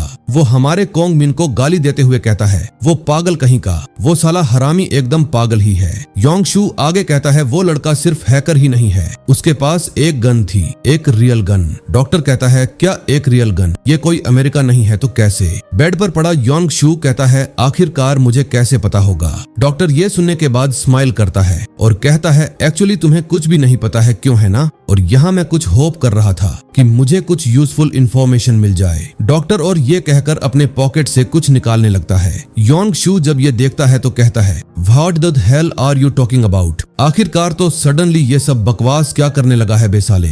डॉक्टर एक इंजेक्शन निकलते हुए कहता है क्योंकि तुम एक एडल्ट बन चुके हो तो तुम्हारा जो रोल है वो यहीं पे खत्म होता है, और जो इंजेक्शन निकाला होता है वो उस बोतल के अंदर डालने लगता है। योंग शू कहता है आखिरकार इस पूरे समय तुम क्या ही बकवास कर रहे हो। योंग शू डॉक्टर से कहता है तुम सही में बहुत ज्यादा ही अननोइंग हो, क्या तुम सही में कोई डॉक्टर भी हो। देन योंग शू ये कहने के बाद उस पॉकेट की ओर देखता है जो पूरी लाल हो चुकी थी, लेकिन फिर वैसे वो डॉक्टर कहता है ये एक दिलचस्प खबर बनेगी, एक दुखद मृत्यु एक मेजर हॉस्पिटल के मेडिकल स्टाफ का नशीली दवाओं के सेवन के कारण इस तरह की हेडलाइन हंगामा मचा देगी। योंग शू जब ये सुनता है तो कहता है क्या नशीली दवा अब्यूज, आखिरकार तू बात क्या कर रहा है, तू कह क्या रहा है और कौन मरने वाला है। ये कहकर वो उठने लगता है और जब वो उठता है तो अपने आप को हथकड़ियों से बंधा हुआ पाता है, अपने आप को छुड़ा ही नहीं पाता। वो गुस्से से कहता है आखिरकार ये है क्या। डॉक्टर को गाली देता है कि साले मुझे खोल दे, आखिरकार तू है कौन और आखिरकार तू ये कर क्यों रहा है मेरे साथ, मैंने तेरा क्या बिगाड़ा है। डॉक्टर एक कोल्डली लुक के साथ कहता है मैं तो भूल ही गया था, मैंने तो तुम्हें अपने आप से इंट्रोड्यूस ही नहीं कराया। जिस ऑर्गेनाइजेशन ने तुम्हें हाइड किया था मैं उसी ऑर्गेनाइजेशन से हूँ। ये सुनकर के तो योंग शू बहुत ज्यादा ही कांपने लगता है, उसके पूरे हाथ पैर कांपने लगते हैं और देन वो डॉक्टर अपना सिंबल दिखाता है और दिखाते हुए कहता है मैं नेटवर्क ऑर्गेनाइजेशन से हूँ। और इस समय जो योंग शू था, इस समय ये लड़का दर्द के मारे अपने दांतों को पीस रहा होता है और फिर वैसे ही बहुत जोरों से चिल्लाता है। उसके हाथ पैर सब अकड़ते जा रहे थे,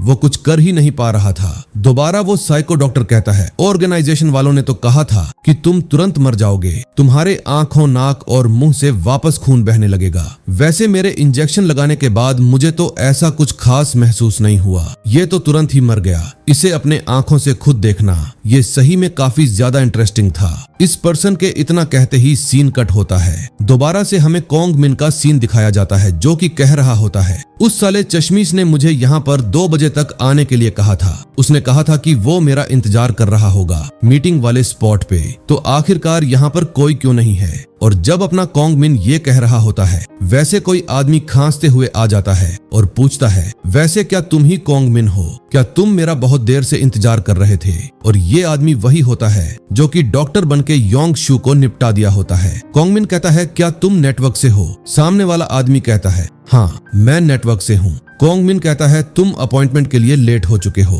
क्या कोरिया को एक पोलाइट नेशन नहीं माना जाता, क्या तुम अब्रॉड से आए हो क्योंकि तुम बहुत लेट हो। सामने वाला आदमी कहता है आई एम सॉरी यार, आई एम सॉरी, मुझे एक अर्जेंट मैटर आ गया था, मुझे एक मरीज की देखभाल करने के लिए जाना था और माफी मांग रहा होता है। कोंग मिन कहता है कल वाला वो लग्जरियस चश्मीश आदमी कहाँ चला गया और आज मेरे सामने हुडी पहना हुआ एक स्टूडेंट क्यों आया है, क्या ये एक पिरामिड स्कीम की तरह है जिसमें वे पहले सफल BMW वाले व्यक्ति को दिखाते हैं और बाद में स्कीम में फंसा लेते हैं। वो स्टूडेंट कहता है ऑफ कोर्स नॉट, भले तुम्हें मेरे क्लॉथ्स दिखने में जरूर खराब लग रहे होंगे लेकिन मैं ये जरूर श्योर करूंगा कि तुम्हारी स्पॉट शानदार हो। पीछे हमें दिखाया जाता है एक कार जो कि एक रोल्स रॉयस होती है। कोंग मिन भाई उस कार की तरफ देखने लगता है, उसकी आंखें पूरी खुली की खुली रह चुकी थीं। वो भाई लिटरली कार के लोगों को चाट रहा होता है, चाटते हुए कह रहा होता है कि नेटवर्क को चूज करने का डिसीजन मेरी लाइफ का सबसे बेस्ट डिसीजन है। वो लड़का कहता है आखिरकार तुम कर क्या रहे हो फिर। कोंग मिन कहता है मैं तो टेस्ट कर रहा हूँ सक्सेस को।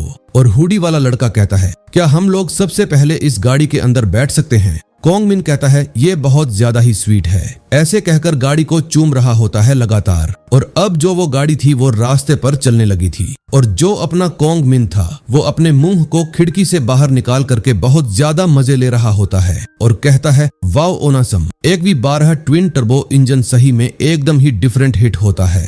और ये वाला आदमी कहता है कि डेंजरस हो सकता है हम लोग हाईवे के ऊपर हैं गधे, और अगर हम लोग क्रैश हो गए तो। कॉन्ग मिन कहता है अरे इट्स फाइन यार, इट्स फाइन, एक हल्की सी टक्कर से हमारी जान नहीं जाएगी। फिर हुडी वाला लड़का कहता है अगर इस स्पीड में देखा जाए तो हम लोग सही में मर जाएंगे और इनिशियल इम्पैक्ट हमें बाहर निकाल देगा, हमारी खोपड़ियों और रीढ़ की हड्डियों को चूर चूर करते हुए, और फिर हम इस डामर की रोड पर रगड़ रहे होंगे जिसकी वजह से हमारी खाल सब छिल जाएगी और बस खून ही खून बहता रहेगा। और उसके बाद सामने से आ रही गाड़ियां हमें टक्कर मार देंगी, वे हमें अपने पहियों के नीचे कुचल देंगी। कॉन्ग मिन कहता है कि हे भगवान, ये तो भयानक है, क्या तुमने लोगों की मृत्यु के बारे में कोई बुक पढ़ी है? हुडी वाला लड़का कहता है वैसे लोग कैसे मरते हैं तुम्हें मेरे से ज्यादा बेहतर पता होगा, क्यों है ना? कॉन्ग मिन ये सुनकर के चुप हो जाता है। डेन कहता है वाओ क्रीपी, आखिरकार इस जैसी चीज मुझे कैसे पता होगी, और फेक स्माइल करता है। हुडी वाला लड़का कहता है सही में तुम इस दुनिया के सबसे खराब एक्टर हो, जितना कि मैंने सोचा था उससे भी ज्यादा खराब एक्टर। फिर वो उसका सीक्रेट नाम लेता है, हुकुम के इक्के। कॉन्ग मिन ये सुनकर के शॉक्ड हो चुका था, एकदम डेड सीरियस, और फिर उसे हुडी वाले आदमी की ओर देखने लगता है। देखते हुए कहता है तो तुमने क्या कहा?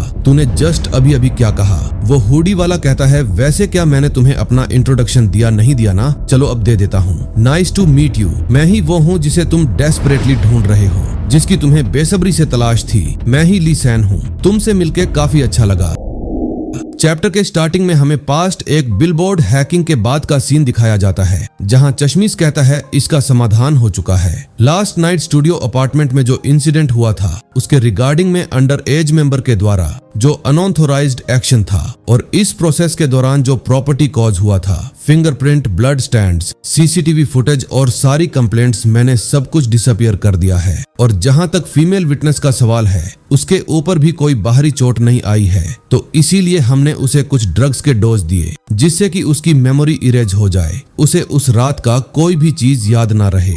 ली सैन कहता है एक ऐसे दृश्य में जहां गोलियां चल रही थीं, उस लड़की को कोई बाहरी चोट नहीं आई, सिर्फ इसीलिए कि कोई दिखाई देने वाला घाव नहीं है। लेकिन इसका मतलब यह नहीं है कि हम लोग इंट्रा एब्डोमिनल ब्लीडिंग को रोक सकें। हम पहले उसका सिटी स्कैन करेंगे और फिर फॉलो अप करेंगे। चश्मीश कहता है एक्सक्यूज मी, तुम मेरे से सवाल नहीं कर सकते। ली सैन भी कहता है वेल, अभी के लिए मैं एक डॉक्टर जैसा दिख रहा हूँ, क्यों है ना? मैंने पूरी रात प्रैक्टिस की है, मेडिकल ड्रामाज को देखते हुए अपने आप को तैयार किया है, क्या यह अच्छा नहीं है? चश्मीश कहता है मैं रिपोर्ट्स को कंटिन्यू करूंगा, और वैसे मैंने कॉन्ग मिन के बारे में भी जानकारी जुटाई है। पेपर के हिसाब से वह सिर्फ एक ऑर्डिनरी हाई स्कूल स्टूडेंट है, लेकिन उसके बेसिक एडमिनिस्ट्रेटिव रिकॉर्ड्स और स्कूल के डाटाबेस में भी सारी जानकारी उसकी फर्जी थी। एक इंटरनेशनल ब्रोकर के थ्रू मैंने उसकी ट्रू आइडेंटिटी को चेक किया है, और जब मैंने पता लगाया तो मुझे पता चला कि वो फिलीपींस से है और एक कॉन्ट्रैक्ट किलर भी है। ली सैन चश्मीश से कहता है क्या तुम कह रहे हो एक कॉन्ट्रैक्ट किलर? वो आगे कहता है एक प्रोफेशनल किलर एक हाई स्कूल के स्टूडेंट से लड़ रहा था, अगर यह बात कोई राहगीर भी सुन ले तो हंस देगा। चश्मीश कहता है पहले मुझे भी इस पर विश्वास नहीं हुआ था। चश्मीश कहता है नहीं, जो कॉन्ग मिन जिस ऑर्गेनाइजेशन से वह बिलोंग करता है वह ऑर्गेनाइजेशन कोई और नहीं, वो बटाला है, वो लड़का बटाला से है। यह सुनकर तो ली सैन का पूरा फेस ही ब्लैंक हो चुका था। वो डरते हुए कहता है बटाला, क्या मैं जिस बटाला के बारे में सोच रहा हूँ क्या यह वही है? चश्मीश कहता है हाँ बिल्कुल यह वही है। ली सैन थोड़ा साइकोटिक स्माइल के साथ कहता है फिलीपींस के ग्रेट कॉन्ट्रैक्ट किलर ग्रुप के उस कॉन्ट्रैक्ट किलर से मुझको मिलना चाहिए और उससे ऑटोग्राफ लेना चाहिए। अब दोबारा से हमें प्रेजेंट का सीन दिखाया जाता है और उसी कार का सीन दिखाया जाता है। ली सैन इस टाइम प्रेजेंट टाइम में कहता है तुमसे मिलकर अच्छा लगा, और कहता है मैं ही हूँ ली सैन। कॉन्ग मिन यह सुनकर हैरान हो चुका था, क्या यही ली सैन है? वो लेडी भी यही नाम बता रही थी, टारगेट नेम ली सैन। वो साउथ कोरिया में रहता है और उसका प्रेजेंट लोकेशन सियोल है।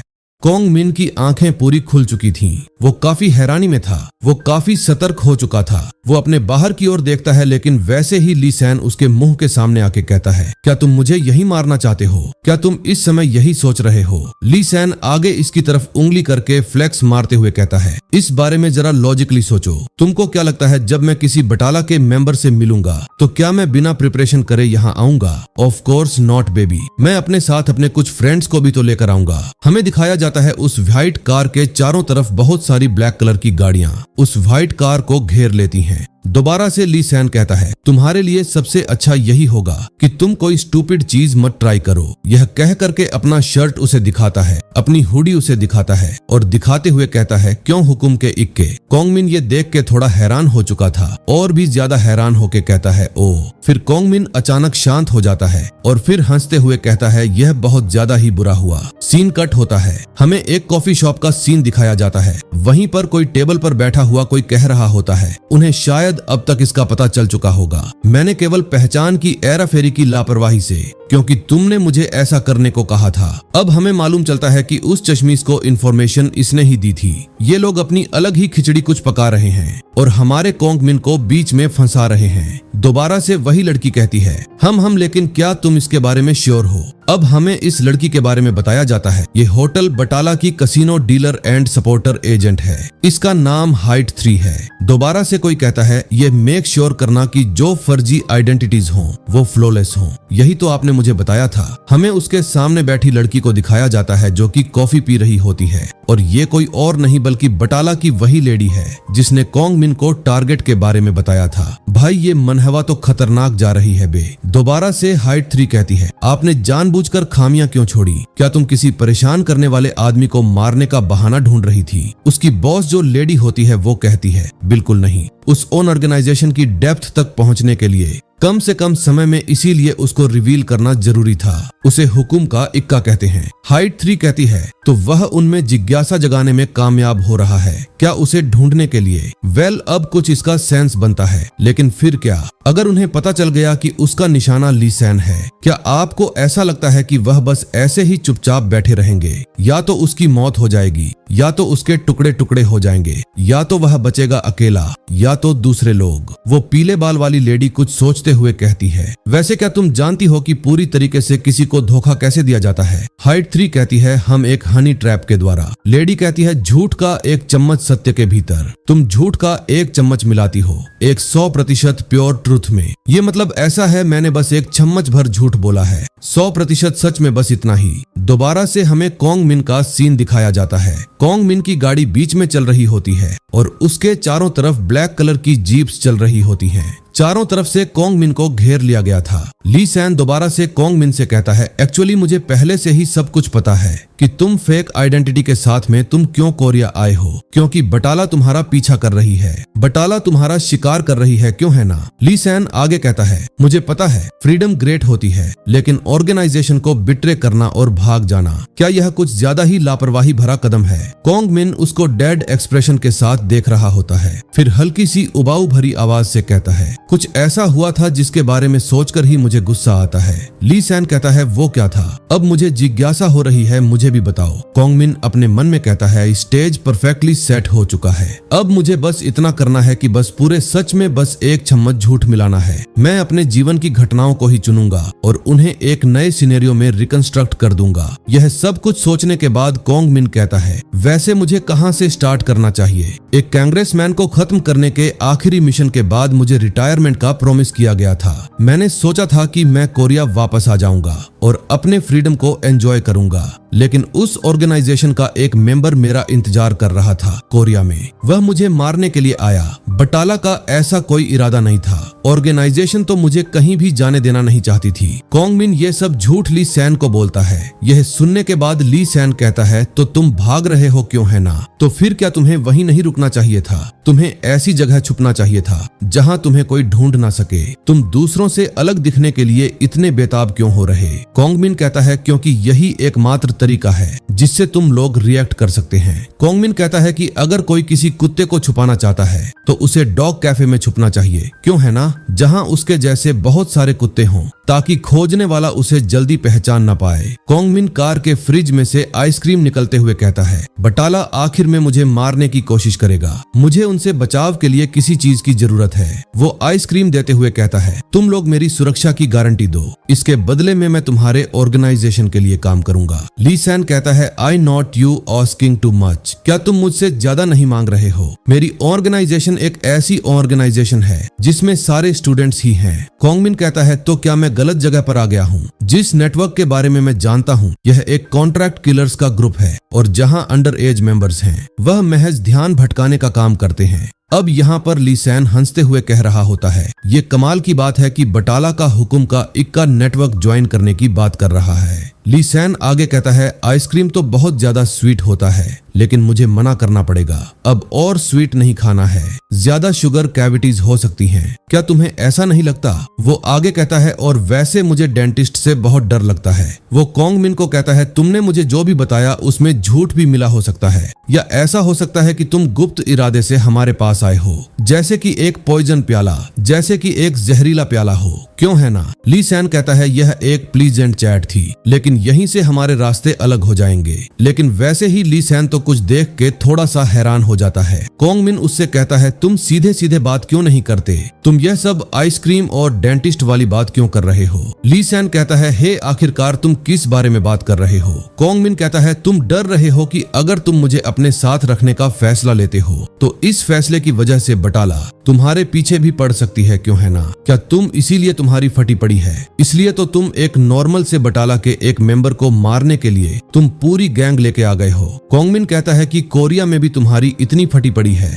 तो बाहर तुम लोग तो पैंट में ही हक दोगे। तभी अचानक ली सैन पीछे से हाथ रखते हुए कहता है, जो जीतेगा वो और कोई नहीं, वो हम होंगे। अब यहीं पे सीन कट हो जाता है। हमें एक झूले वाले जगह का सीन दिखाया जाता है जो कि जंग खा रहा होता है। वहीं पे हमें कुछ और झूलों का सीन दिखाया जाता है और उसी जगह पर हमारा कॉन्ग मिन और ली सैन भी आ चुके होते हैं। और उतरते हुए कहता है, मुझे अम्यूजमेंट पार्क आए हुए पूरे 10 साल हो चुके हैं और वाइब यहाँ वैसी नहीं है जैसी मुझे याद थी। क्या यह हैलोवीन सीजन चल रहा है? हमें दिखाया जाता है वहाँ पर सारा सामान टूटा फूटा होता है। उस जगह का हर एक चीज टूटी फूटी होती है। ली सैन कॉन्ग मिन की बात सुनने के बाद कहता है, यह जगह तो काफी दिनों से बंद पड़ी है। यहाँ पर कोई भी लोग नहीं है, ना ही सीसीटीवी कैमरास, ना ही कोई इंसान। इसीलिए यह एक परफेक्ट जगह है एक बॉडी को डिस्पोज करने के लिए, एक बॉडी को गाड़ने के लिए। ली सैन कहता है, एक्चुअली मैं यह भी प्लान कर रहा था कि आज तुम्हें भी मैं इसके साथ मार दूंगा। वो आगे कहता है, क्यों, कैसा रहेगा? और हंसने लगता है। ली सैन कहता है, अब मैंने अपना मन बदल लिया है। जब मुझे पहली बार तुम्हारे बारे में रिपोर्ट मिली, एक बात थी जिसने मुझे उलझन में डाल दिया था। अब फिर उस बात को याद करता है जब चश्मीश बता रहा होता है कि फिर फीमेल विटनेस के पास कोई भी शारीरिक चोटों के निशान नहीं मिले, इसीलिए हमने ड्रग्स और मेमोरी इरेजर के जरिए काम पूरा किया। एक ऐसा सीन जहां बुलेट सब जगह उड़ रहे थे, उस लड़की के एक सिंगल स्क्रैच भी नहीं आया। इसका मतलब यह था कि तुमने उस लड़की को बचाते हुए लड़ाई लड़ी, क्यों है ना? जिसकी वजह से कोई तीसरा ग्रुप को कॉन्ट्रैक्ट के रूप में शामिल करने से बचने के लिए, क्यों है ना?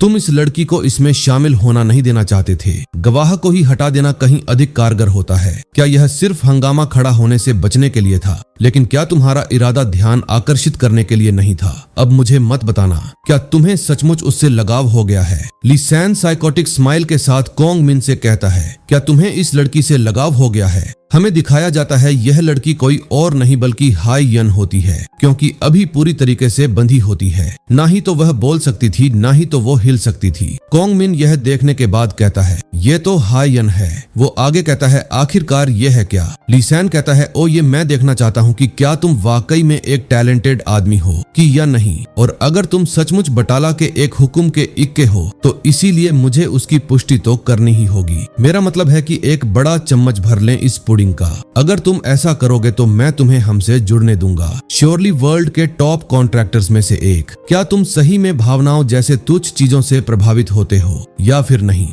अगर तुम ऐसी चीजों से प्रभावित नहीं होते हो तो आगे बढ़ो। कॉन्ग मिन उस चम्मच को लेकर देखने लगता है और कहता है, एक बड़ा चम्मच लेना क्या परिवार के आकार का पैक से काम चलेगा? यहाँ पर ली सैन इस लड़की को अपने कॉन्ग मिन के हाथों से मरवाना चाहता है।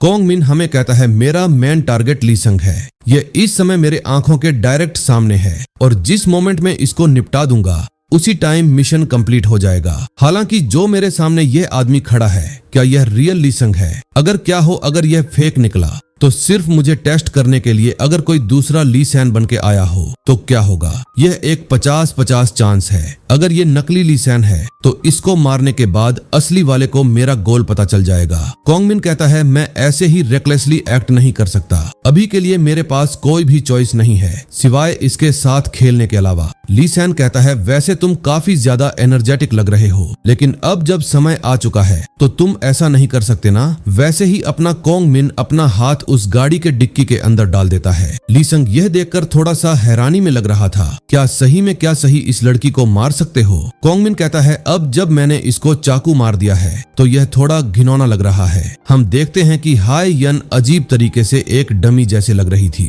कोंग मिन कहता है शायद इसलिए क्योंकि यह नकली है। ली संग कहता है तुम्हें इसका कब पता चला? कोंग मिन कहता है मुझे शुरुआत ही से मालूम चल चुका था। भले ही शकल एकदम सही था लेकिन तुम किसी भी इंसान की शारीरिक बनावट या मांसपेशियों के घनत्व की नकल नहीं कर सकते। वैसे तुम यह सब कुछ क्यों कर रहे हो? लेकिन वैसे लाउडस्पीकर से आवाज आती है माइक टेस्टिंग, क्या तुम मुझे सही से सुन पा रहे हो? हम देखते हैं कि ली सैन एकदम गायब हो जाता है। कोंग मिन कहता है व्हाट, यह क्या हुआ? तुम कहाँ चले गए? ली संग माइक में कहता है मैंने बहुत ज्यादा ही हार्ड वर्क किया तुम्हें सपोर्ट करने के लिए, लेकिन तुम्हारा रिएक्शन काफी ज्यादा डल था। यह काफी ज्यादा डिसअपॉइंटिंग है। ली सैन कहता है तुमने जो कहा वो बिल्कुल सही है। वो कार की डिग्गी वाला तुम्हारे दोस्त के रूप में भेष बदल कर आया एक नकली व्यक्ति है, लेकिन यह भी नेटवर्क का मेंबर है। यह भी एक कॉन्ट्रैक्टर है। अगर सही से कहूँ यह नेटवर्क का एक फार्मर मेंबर है, एक ट्रेडर है। वो नकली आदमी जो हाई यन बना था वो उठता है और कहता है तुमने मुझ जैसे गद्दार को पकड़ने की परेशानी उठाई और मुझे आश्चर्य हुआ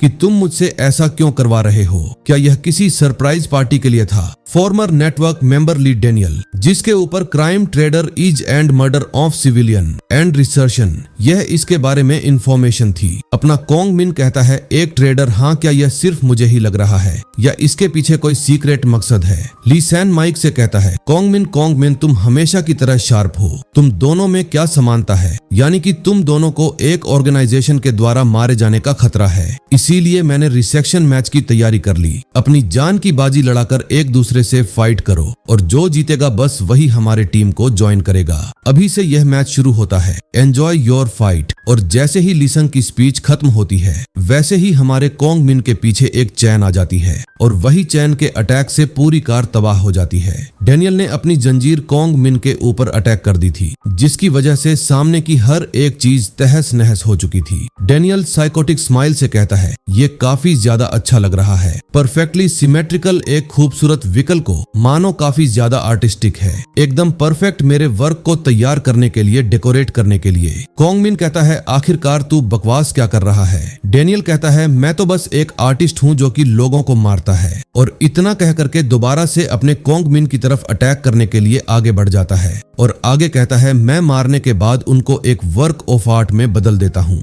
यह कह करके अपना जमीन पे अटैक लैंड कर देता है। यह अटैक काफी ज्यादा भयानक था। डेनियल कहता है मैं आर्ट वर्क के पीसेस को प्रेजेंट करता हूँ जहाँ पर टारगेट के कॉर्प्स सप्लीमेंटेड होते हैं। मैं अपने अटैक से एक अच्छा सा आर्ट बना करके टारगेट को हाई लेवल ऑब्जेक्ट्स में बना देता हूँ। मुझे अभी भी याद है जो मेरा लास्ट पीस था वह अभी भी अच्छा था और मैंने अच्छे से बनाया था। उसका सिचुएशन एकदम जीवंत था। और तो और मैं टारगेट के फैमिली को भी यूज करता हूँ अपने टारगेट के सराउंडिंग को डेकोरेट करने के लिए। डेनियल बोलता है कितना अच्छा लगता है यार, क्या ही बताऊं। कोंग मिन कहता है तो तुम सिर्फ इनोसेंट लोगों को ही नहीं मारते हो, उनकी बॉडीज के साथ खिलवाड़ भी करते हो। तू सिर्फ एक साइको नहीं है, तू एक आर्टिस्टिक साइको है। ये कह करके अपना कोंग मिन भी आगे बढ़ जाता है उसके ऊपर अटैक करने के लिए और वह जंजीर से उसके गले को कैप्चर करने लगता है, लेकिन वो साइको कोंग मिन के अटैक से बच जाता है। डेनियल हंसते हुए बोलता है तूने क्या ही बात कही है, मैं तो इसे एक कॉम्प्लीमेंट के रूप में ले रहा हूँ। वे दोनों आपस में फाइट करने लगते हैं जिसमें डेनियल कह रहा होता है कि एकदम ही स्वाभाविक है कि तुम इसे नहीं समझ पाओगे।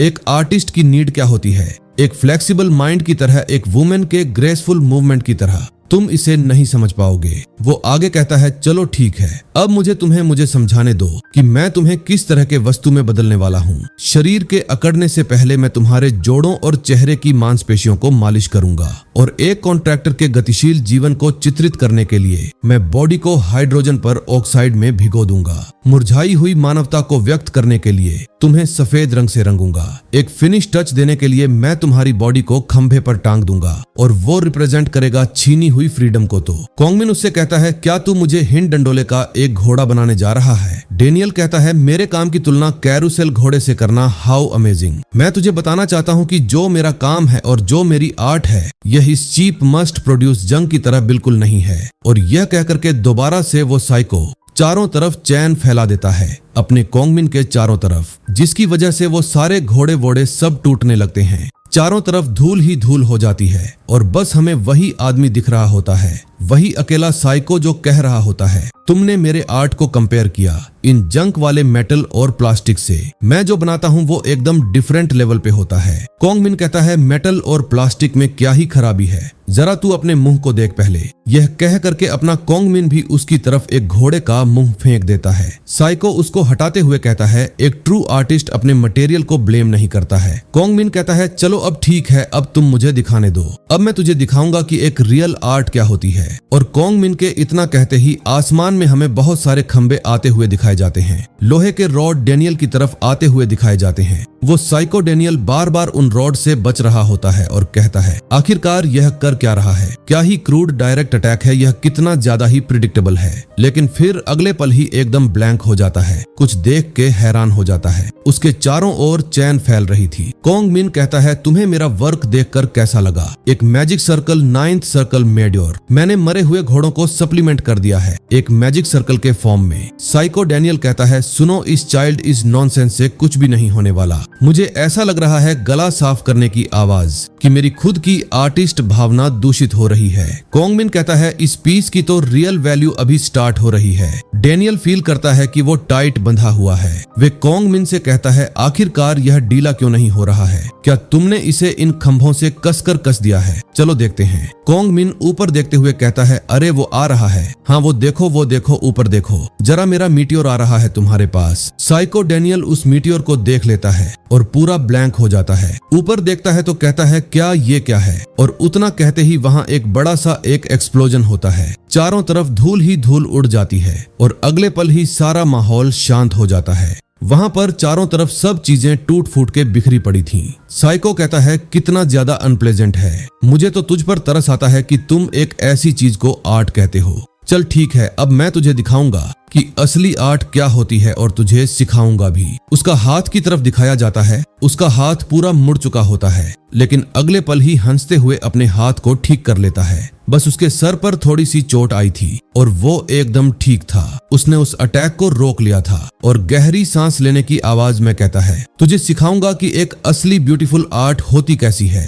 लेकिन अगले पल हमें एक कुत्ते के भौंकने की आवाज आती है। यह देख के वह लड़का भी थोड़ा सा हैरान हो चुका होता है। कहता है कि यह आवाज कहां से आ रही है। वहां पर उसके पैर के पास एक कुत्ता आ चुका होता है जो कि लगातार भौंक रहा होता है, बार कर रहा होता है। डेनियल कहता है क्या एक डॉग टॉय है? कोंगमिन कहता है ओह माफ कर देना मुझे, तुमने अभी जस्ट क्या कहा? मैं तो बस टूल्स को खोज रहा था, क्या तुमने इसे नहीं सुना? जैसे को तैसा आर्ट के बदले आर्ट। वो कहते हैं जितना ज्यादा अट्रैक्टिव होगा उतना ही बेहतर होगा, क्यों है ना? चलो अब दोबारा से शुरू करते हैं। असाधारण प्रतिभा के साथ विद ब्लाइंडिंग ब्रिलियंस के साथ शुरू करते हैं। और इतना कहते ही एक भयानक किलर स्माइल करता है। एक उसके बटन दबाते ही वो डॉग टॉय फट जाता है। वहाँ एक बड़ा ब्लास्ट होता है जिससे डेनियल वहीं मर जाता है। हमें बाद का सीन दिखाया जाता है जहां ली सैन आता है। वो देखता है कि पार्क की हालत तो खराब हुई पड़ी है। वो कहता है यहाँ तो काफी खतरनाक फाइट हुई है लगता है। वो आगे कहता है क्यों है ना कोंगमिन?